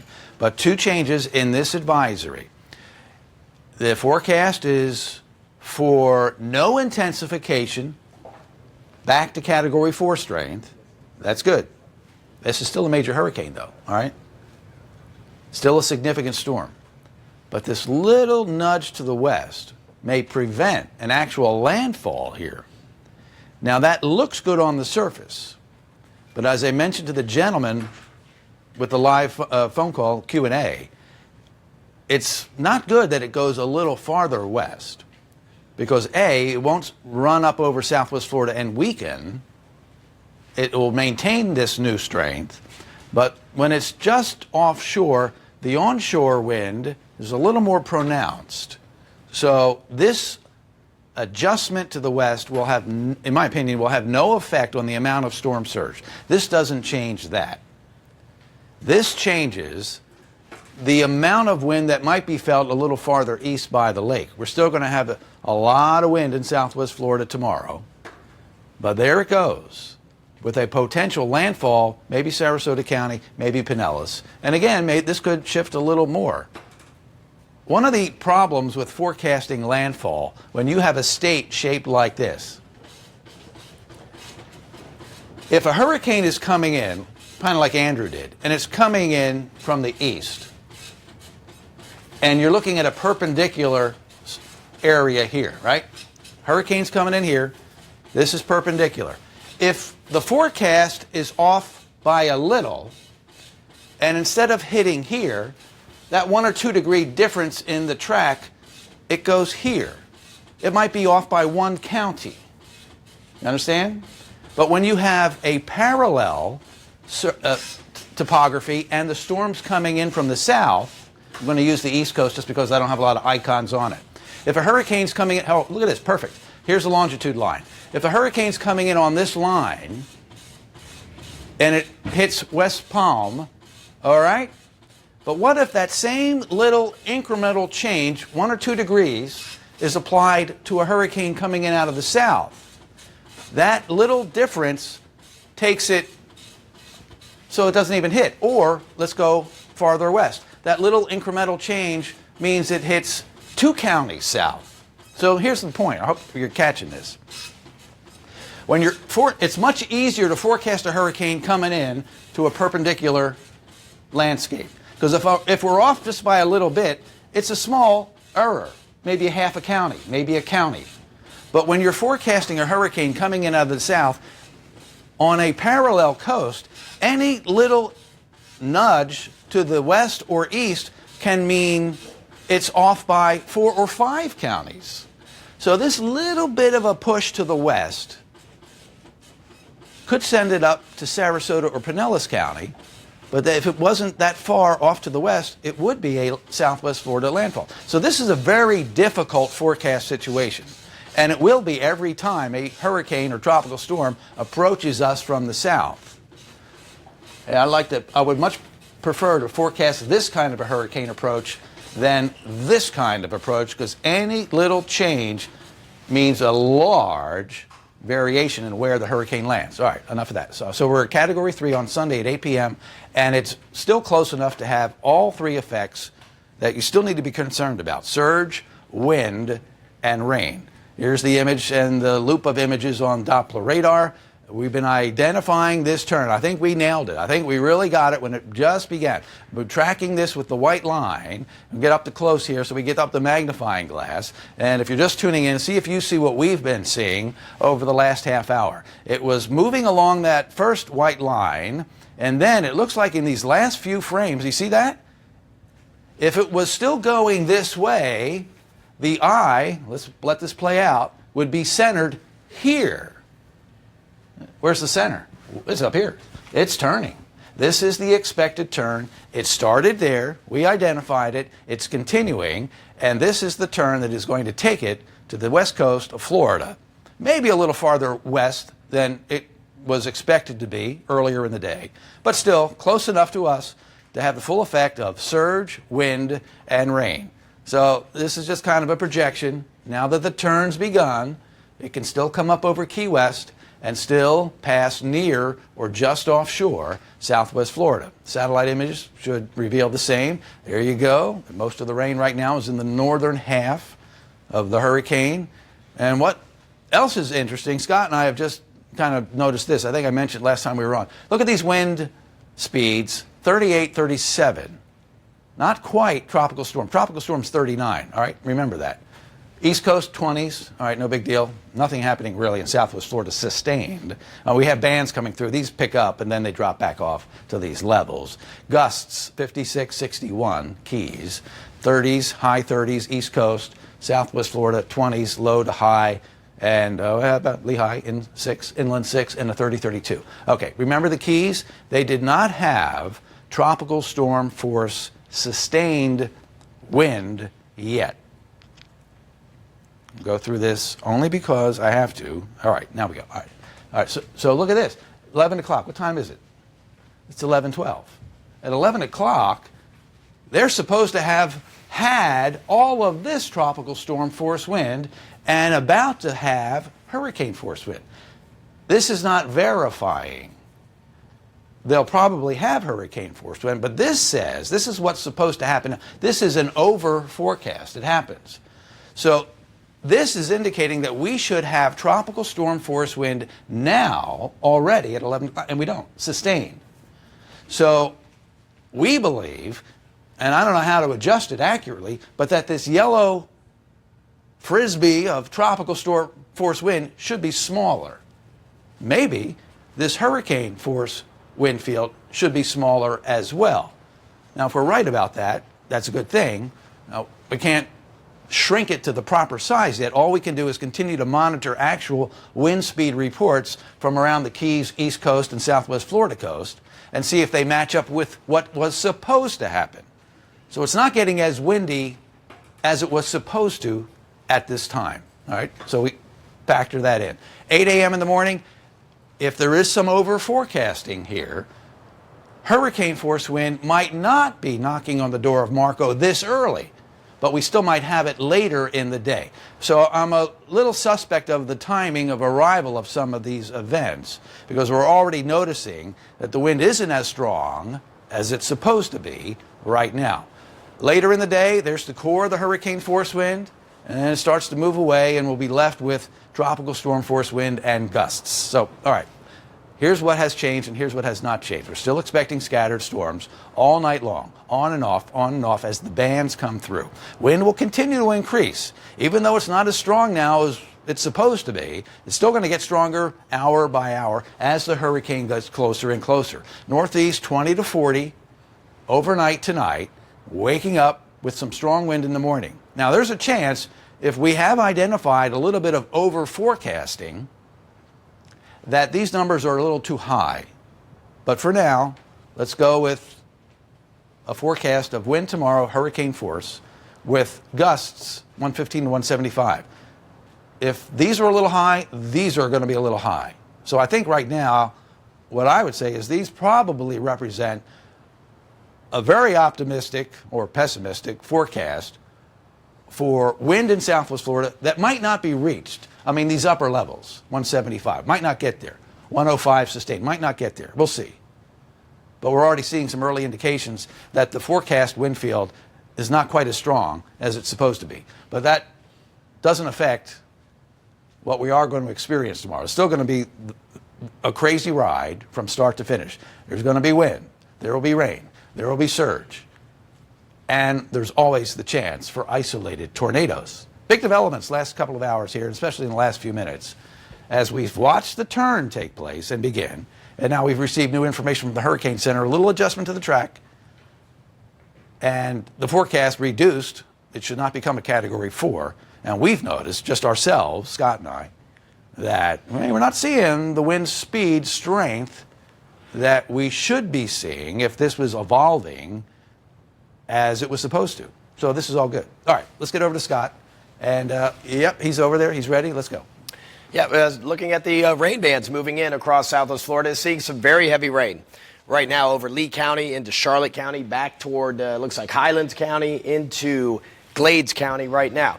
There's some thunderstorm activity moving in through West Palm, heading into Moorhaven and Clewiston, and this is going to be the scene as we work our way through the overnight period. We're going to see these bands continue to move in from the east, pushing off to the west. That is going to be the pattern. Notice we are seeing some slightly drier weather right now over Collier County, over Alligator Alley. I want to zoom you in over that location. And we're looking at a little break in the rain. But right now, some heavy rain pushing through Lee County and to the counties to the north. There is that little break. So we will see on and off rain throughout the overnight period. And that little break, it looks like it's arriving to Naples, Marco Island, Everglades City. It looks like over Alligator Alley. Now, one threat that Jim had mentioned, if you saw it on the bottom of the Irma headlines, isolated tornadoes. We are seeing some twists in these cells that continue to move over, and that is telling us that we could see some isolated tornadoes as we're seeing that little spin in the atmosphere. Now, we are under a tornado watch, which means conditions are favorable for tornadoes, so that's what we'll watch out for as we work our way through the overnight period and throughout the day tomorrow as Irma works its way just off the coast. Usually the tornadoes are on the eastern half of the hurricane, and we're going to be on the eastern half. So that is going to be one of the issues we're going to be dealing with. Is we're going to see some spin. We might see an isolated tornado or two. All the tornado warnings we saw earlier today were Doppler indicated. We didn't see any tornado touchdown. So that's what we're going to be watching throughout the day tomorrow. I do want to zoom you out a little further. There is Irma, and you can see these little icons on our Doppler radar, the little twist. That's what we're monitoring. So this band right here moving into the southern tip of Florida, that could contain some isolated tornadoes. Right now we're looking at some rotation, and that is working its way into southern Collier County. So this will be arriving most likely in Collier County here in the overnight period. So give it another couple hours, and then this band will work through, and we'll continue to see these bands moving through. Look how lopsided the storm is. There is a lot of rain that still has to work through southwest Florida. It's going to be moving over Key West and just off our west coast of Florida here. And as Irma moves to the north, that's going to pull all that rain and thunderstorm activity across southwest Florida. So get ready for some very heavy rain at times, starting tonight through the overnight period and through pretty much all day tomorrow. There's the rainfall amounts today. This is just since midnight earlier. So we are looking at rainfall amounts, Doppler estimates, just for today. I'm going to zoom in a couple locations here, especially over Collier County, Alligator Alley. Let's show you a couple of these Doppler estimated. Let's just go halfway over the alley. Already almost 3.5 inches there. Naples, you've already picked up, I'd say, almost 2 inches of rain. Immokalee, looks like some pretty heavy rain there, almost 3 inches of rain. So we're already adding up in the rain gauges. We are already seeing anywhere from 2 inches to almost 4 inches of rain across the area, and that's just going to continue. That's why our rainfall forecast is saying some locations could pick up over 18, maybe 20 inches of rain. There is a lot of moisture wrapped up with Irma, not only mentioning the moisture, but of course the wind and of course the surge as well. There is the center of circulation on our GOES 16 satellite. There's the 3-hour time stamp, and we are looking at an image every minute here. And now you can see it working its way off to the northwest. It looks like it's slowing down a little bit, but that is going to continue to move off to the northwest and eventually off of our coast. You just saw the new forecast cone, and you heard Jim talking about the wind field, how we think it's over forecast a little bit. So we'll keep an eye on that, but it looks like this one's going to work its way very close to Key West. Key West could see Irma's eye move right overhead. So that is something we'll be watching, and that's going to happen. If it does, that's going to happen early in the morning. Now, if you remember that wind field, hurricane force wind was very close to Key West, and right now they're seeing wind 35, 40 miles an hour at best. Now, they had some wind gusts close to hurricane force already, but they are not seeing the sustained wind, just barely tropical storm force, but they are not seeing hurricane force wind yet. And that's supposed to be right in this area. So we'll see if that verifies, because we might have to squeeze back that wind forecast that we have here in southwest Florida. But there is the 1-minute time lapse on Irma. Pretty impressive on that GOES 16 satellite. All right, let's kind of recap the wind, what we're expecting. First thing in the morning, there's tropical storm force wind. And the wind first thing around 7:30, 8 in the morning. Notice 30 to 40 miles an hour sustained. Some pockets of 20 up to the north. That's where the wind is in Collier County as we start the day. By lunchtime, as Irma gets a little closer to us, the wind obviously will be picking up. So by lunchtime, we could be dealing with hurricane force wind in Collier County sustained, maybe wind 40 to 50 miles an hour in Lee County, up into Charlotte County. Then by 5:36, notice we're seeing some wind 70, 80 miles an hour sustained by 5:36 o'clock as Irma works its way from the south to the north. And then by tomorrow, 11:30, just about 24 hours from now, the wind will start receding a little bit in Collier County, starting to die down as Irma moves off to the north. But still, hurricane force wind across all of southwest Florida, most likely throughout the day. Now look at the wind gusts. We're looking at wind gusts anywhere from 60, maybe 70 miles an hour in Collier County. As Irma gets closer, that's 7 o'clock in the morning. As I advance this, there you go. There's hurricane force wind gusts at lunchtime almost 100 miles an hour in Marco Island. And let's advance this one more time. 3 o'clock. I think that's the peak of the strongest wind across Southwest Florida at this point. I mean, that could change a little bit, the timing, but we're looking at possibly wind gusts near 120, 130 miles an hour. We'll be checking that wind field to see if it is over forecast, because this could change. But right now we're running with these numbers saying we could see wind gusts between 100, 130 miles an hour, maybe stronger in some of those bands. There you go. Tomorrow at 7 o'clock, here's Charlotte County now getting those wind gusts almost 120 miles an hour. By 9 o'clock, the gusts are still across the area, but it will start decreasing as Irma works its way off to the north. There's tomorrow at 11:30. Much better conditions by late tomorrow, about 24 hours from now. Rainfall amounts, I think this is being a little conservative. I think we are going to see a lot of rain. I think we will see close to 15, 16, 18 inches in some locations, as we're already seeing almost 4 inches in Collier County. But this is just a model suggesting 7, 8, 9 inches of rain right now. I think we add to that, but either way, get ready for some rain all the way through Monday. The rain will not stop until Monday. Tuesday, we even have some rain in the forecast as Irma pulls away, but we will see some slightly drier weather by Tuesday. But through Monday, we could see 10 to 18 inches, some locations a little more. Surge, we've talked about that, 1 to 9 feet. And you folks know who you are along the coast that are susceptible to that storm surge up and down the beach locations. That's through Monday. The storm surge really isn't going to kick in until Irma moves just to our west. That's when the onshore wind kicks in, and that's when we're really going to see the storm surge starting. I think in the afternoon, into the evening, overnight tomorrow into Monday morning. So through Monday morning, we're going to be, even through Monday afternoon, we're still going to be dealing with an onshore flow, and that storm surge will be there. There's the wind, and Jim had stated, we were talking about this earlier, this might be overdone. We'll fine-tune these numbers through the overnight period, and throughout the day tomorrow, we'll be monitoring that wind field. But right now, that's the numbers we're working with, 75 to 105 miles an hour sustained.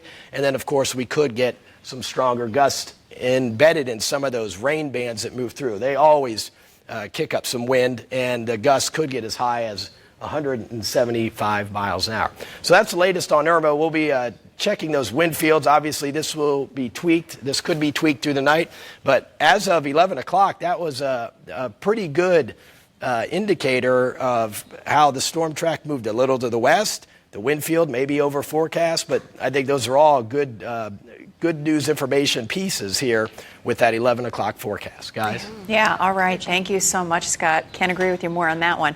Well, a lot of those rain bands and those heavy winds may have caused some power outages. Right now, more than 170,000 homes and businesses are without power across Florida. And we have Peter Robbins, who is a representative of... And sometimes you're looking for a vacation or something, you say, man, one day goes really fast. When we see 2 days away, these days are going to go very slow, as we've already imagined. It feels like it's stretching Speaking of vacation, I think all of Southwest Florida needs a vacation after this. Enough of this. Yeah. We the governor is actually tweeting. If we can pull up the governor's tweet, I believe we have that. Rick Scott, about just a few minutes ago, actually tweeted that the eye of Hurricane Irma is approaching the lower Florida Keys. Expect to make landfall in the next few hours. Hey, actually, to build off of that, could we, in the back, punch up Max 1? I actually purposely had the eye just south of Key West. There you go. That eye is so defined. I know, and that's what we have with these major hurricanes. And what we've been warning, and Zach and I, the rest of the weather team, is that eye wall, see that bright red, that's where we could have those wind gusts over 100.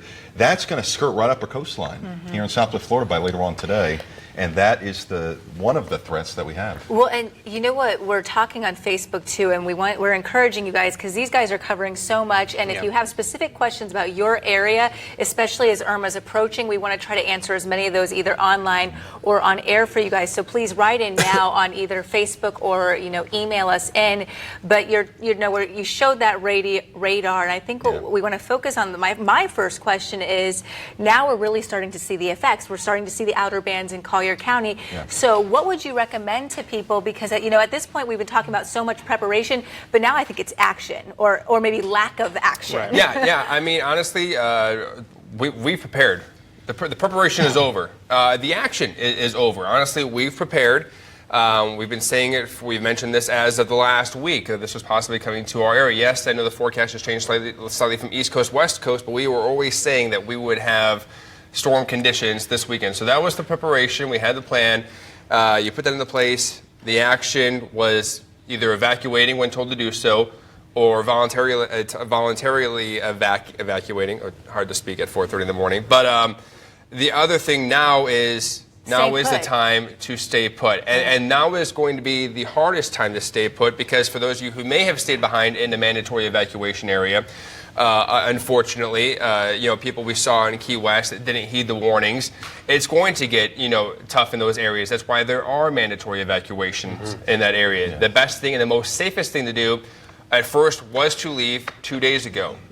If you're still in those areas, the best thing now, the safest thing to do now, and that will continue to be there through the afternoon, evening, and early Monday morning, is to stay put. If there are people who are saying, okay, the outer bands, and we've seen some of our crews outside, down in Collier now, they're not driving a lot of places. They're kind of just stepping outside. Yeah. If they're like, maybe I can run out real quick down in Collier County, the outer bands are just approaching. Is that safe at this point or no? So here's what I would say. Once it hits sustained tropical storm force, just hunker down. And that window is closing. So if you do have to get out, you got to do it soon. Okay. A few hours at best, right, Zach? I think the good thing go to that is, that's a good idea, but also the idea is, where are you going to go? Yeah. There's nothing open. All the gas stations are closed. Nothing is open around the area. But even peeking out your door, would you recommend that by sunrise? I mean, you're going to be... opening the shades and wanting to see what's going on, of course, but still, it is still an unsafe thing as the winds continue to rise. Yeah, you could see those occasional wind gusts over 40, but it's not going to be like what we could see later on today. That is when you want to hunker down. Okay. Tiffany is asking on Facebook, and I've seen this question come up too. People are wanting to know, when will we actually see the storm surge? Does this come before, or does it come during? And how fast does it rise? Sometimes it can be in a matter of minutes. Really? And they found that out with Katrina in 2005. Right. But basically when the eye wall starts to make its approach, we have the strongest wind. And we mentioned this earlier in the show. Yeah. Wind is force. And that wind is forcing that water into parts of Southwest Florida. And that is why we have that storm surge risk. And that's why the emergency officials, they said, hey, we're not messing with this. We want people to evacuate. And I know most of the area did. So it can come pretty fast. Yeah. And we're going to see that... especially, hours? Yeah, especially by this afternoon and into this evening. So we're going to start seeing that water. It's a PM water level rise. And there'll be two areas at two different times, really, as the storm moves close and the eye remains offshore. Yep. We'll get that first surge, Marco, Wyland, Naples, and even through Sanibel. And then as the storm continues to push off towards the north, we'll get the wraparound wind, which will be just as strong as the initial wind, which can cause all the extra surge as well. So there's going to be two basically timings of surge. It's going to be all in the period where no one should be outside through the afternoon and evening. And it's basically a 1-2 punch. Yeah. You get hit with, the southeast wind and then the southwest wind. Yeah. Here's one for you guys, because we've been the category's been changing. Donna's asking, is it possible that we see a Cat 5 again? Well, okay, so we had mentioned this a little bit ago. So we had the forecast cone that was at 11. It's going to change at 5. And so what is it, 4:34? 30 minutes. We're going to get the new update. I bet you that they will probably keep it as a 4 approaching Southwest Florida. It's because of what's in its path. Yeah. But how long is there for it to re-strengthen? Okay, it's so going to move past the Keys, and then how long? Obviously, we showed the eye wall at first with Governor Scott saying it's close to. So there's not. Obviously, we saw it being affected huge by Cuba and that land. Once it gets close to, there he goes. Once it gets close to the Key West, which is only in a matter of hours, 5-6 hours.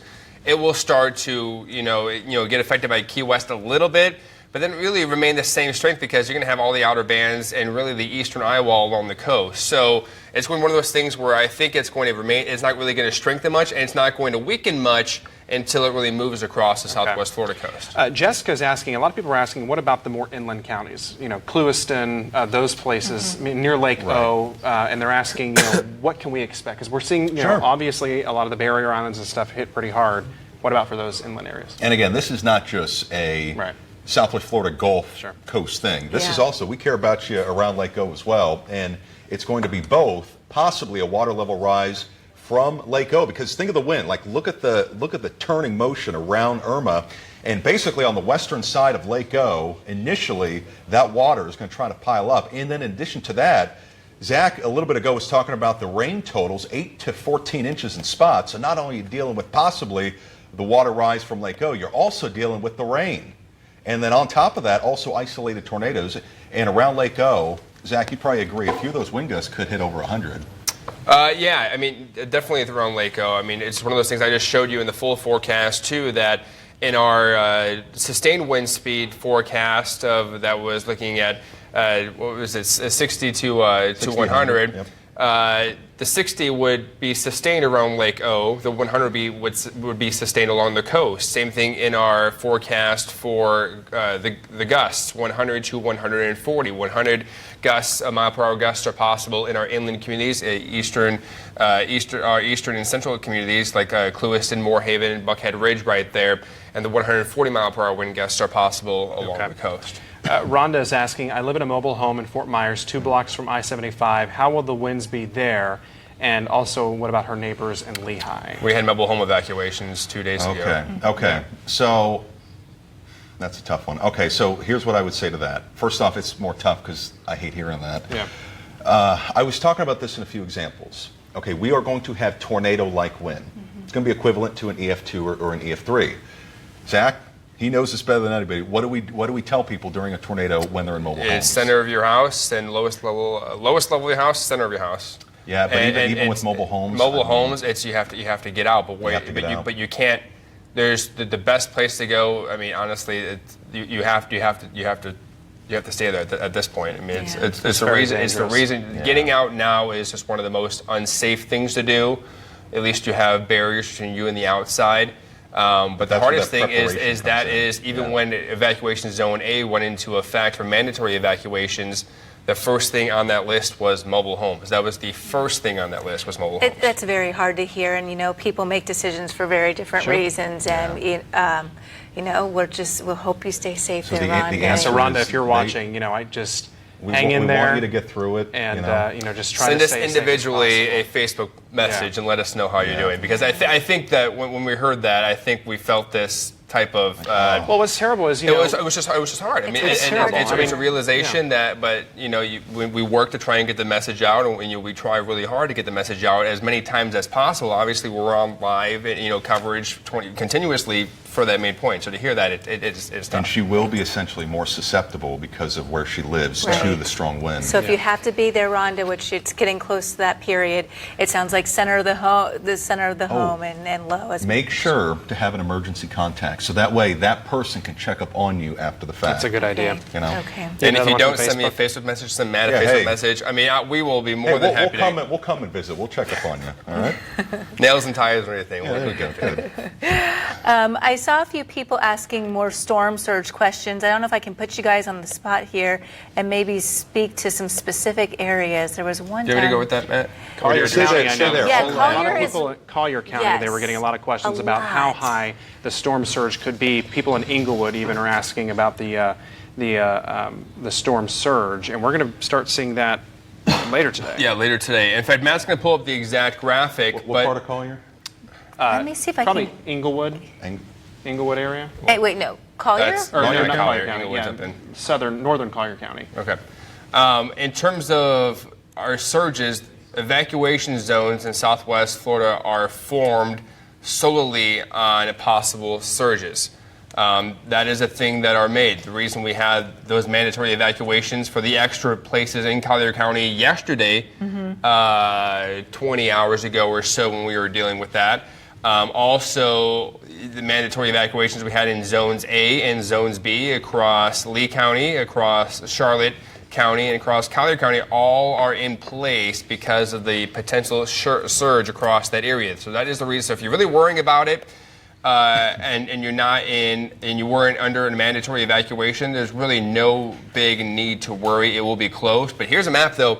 Matt could go into details to see exactly what it is in each of those areas. That's a great thing that you just brought up, though, because people are asking that on Facebook. If I was not in one of those evacuation zones, will I experience surge, or am I safe from the surge, is what they were asking. You're safe from the emergency managers here in Southwest Florida. When everyone got together and made these evacuation zones in the first place, we evacuate solely based on the surge alone. The higher the surge, the more evacuation zones that would be under a mandatory evacuation, which is why we have Zones A and Zones B across much of the area under those mandatory evacuations. It's really made between the zones made so the surge isn't confusing. Everything we do isn't supposed to be, I have to look exactly where I live and see where it's at where I live. It's all figured out for you.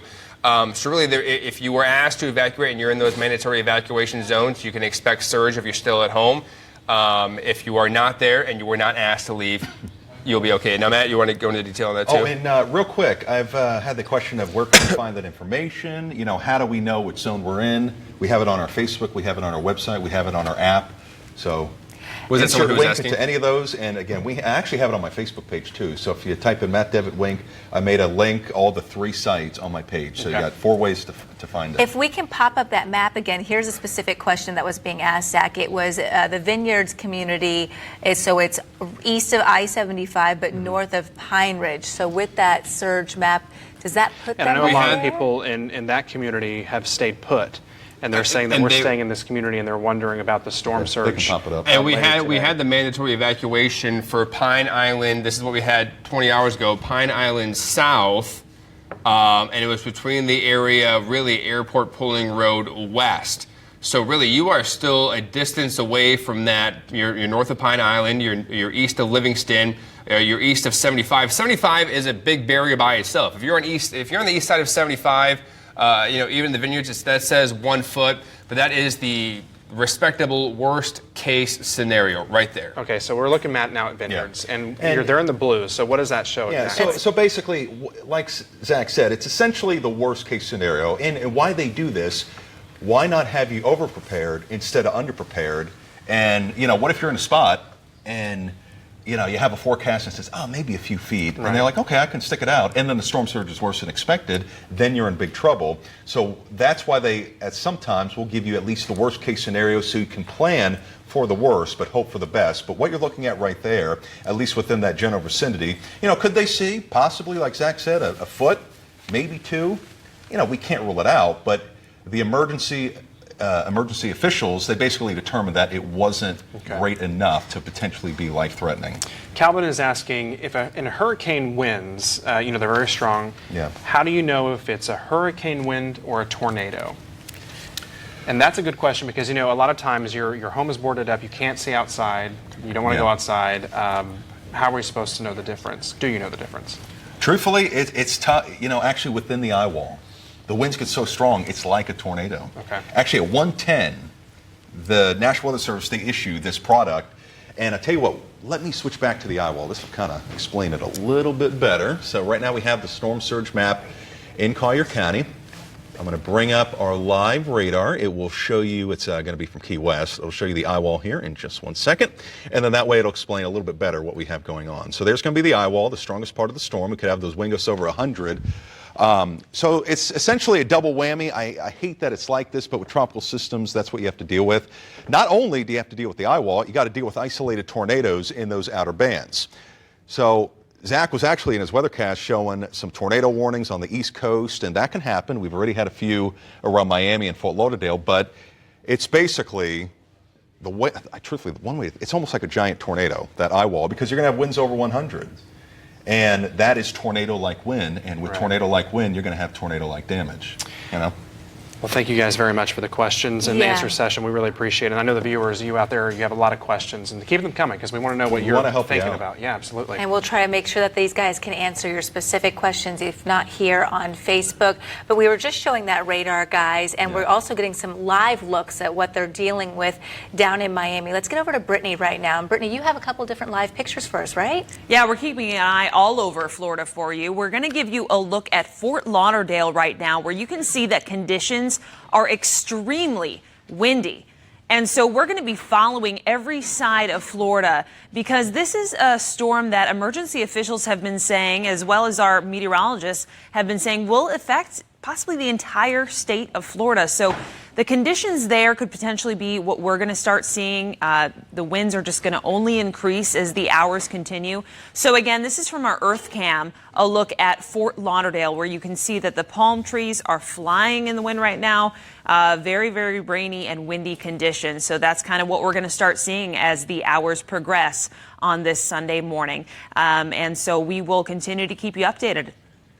All right, Brittany, thank you very much. Yeah, it's really tough to see what they're going through there in Fort Lauderdale, but to be honest, we're going to start seeing those conditions here in Southwest Florida very soon. Yeah, and as you know, as the storm approaches, the biggest thing is we're going to try to keep you up to the minute with live looks at. But they're going to put this as a either upper end 3 or a lower end category 4 as it approaches Southwest Florida later on today. So again, the specifics, if it's a 3 or a 4, after this weather hit, I'll go back to the Weather Center and let you know.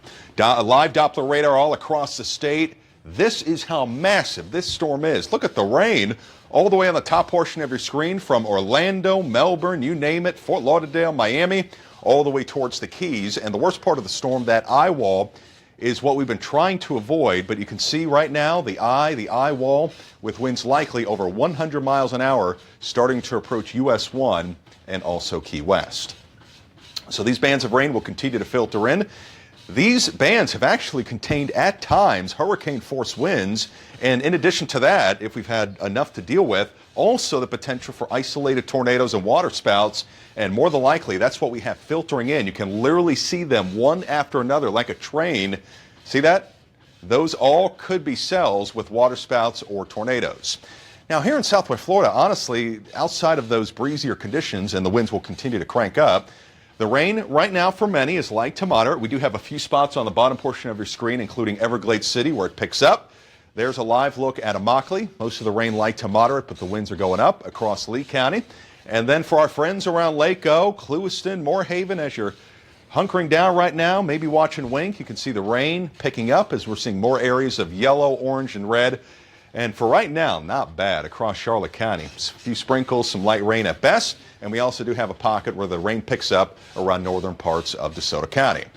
So there you go. Not the prettiest in the world, but we like to keep it not pretty, because once it becomes pretty, that means we know it's going to be a strong storm, a very significant storm. So the fact that it looks a little bit ragged and disorganized, that is a good sign. We hope that it does not strengthen anymore. We hope that it doesn't do that, but it at least has the possibility as it continues to move towards the north and northwest. So here's a look at all the computer models, and there was actually one point a few days ago, the spread was like 2,000 miles. It was from Canada to Cuba, and as we've gone into time, all these computer models have started to agree, and unfortunately for us, it's been towards Southwest Florida. So right now the spread is getting smaller, and the accuracy is increasing that this is going to be our storm. So the water temperatures likely in Irma's path, mid to upper 80s. That's power in its fuel, and that is why we are now dealing with, once again, a Category 4. It was Cuba that weakened it to a 3, but once it left Cuba, it ignited and really fed off of those warm waters between Cuba and the Keys. So here's a look at the updated highest wind gusts so far. There's an offshore lighthouse pretty much in the middle of nowhere in the Gulf. They had a wind gust to 94 miles an hour. It's about 17 miles northwest of Key West. Speaking of Key West, they've had a wind gust to 84 so far. The Middle Keys, 74, and look at those 60s popping up for Homestead, Coral Gables, all the way towards Miami International Airport. Hey, look at that, Naples. You just recorded a wind gust to 44 miles an hour, 30 in Fort Myers, 16 for Lehigh, and if you don't see a wind popping up at your city, that means it didn't hit a certain criteria, at least to be registered as a wind gust. That's going to be changing in the hours ahead. Here's also a look at the wave heights, 30 to 40 feet, big time right now, building towards the south of Key West. But for a little bit of peace of mind, these are not going to be the storm surge values, okay? So we're not going to be dealing with 30 to 40 foot storm surge. These are just the waves primarily offshore. But these are going to be building in and working their way towards the north, especially by this afternoon and by this evening. So right now across Southwest Florida, as we take it hour by hour, those rain bands and the gusty winds, all that, the tornado potential will continue to roll in as we hit 9, 10, and 11. Now around lunchtime, as you're going to be hunkering down, spending some time with your friends and your family, you're going to see those bands of rain continuing to come in from the south, riding towards the north. And then as we hit 2 o'clock, if you notice these areas of red, pink, and purple, that is where we could see those intense showers and storms, bringing those wind gusts well over hurricane force. And then the worst part of the storm is going to be the eye wall. Remember that bright red shading around the northern part of the eye? That's that eye wall, which is being picked up with our future track model. Say that 5 times as fast.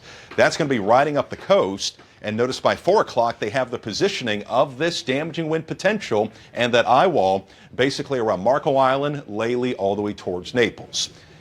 So I've said this a few times, and I just want to reiterate what's basically going to be going on.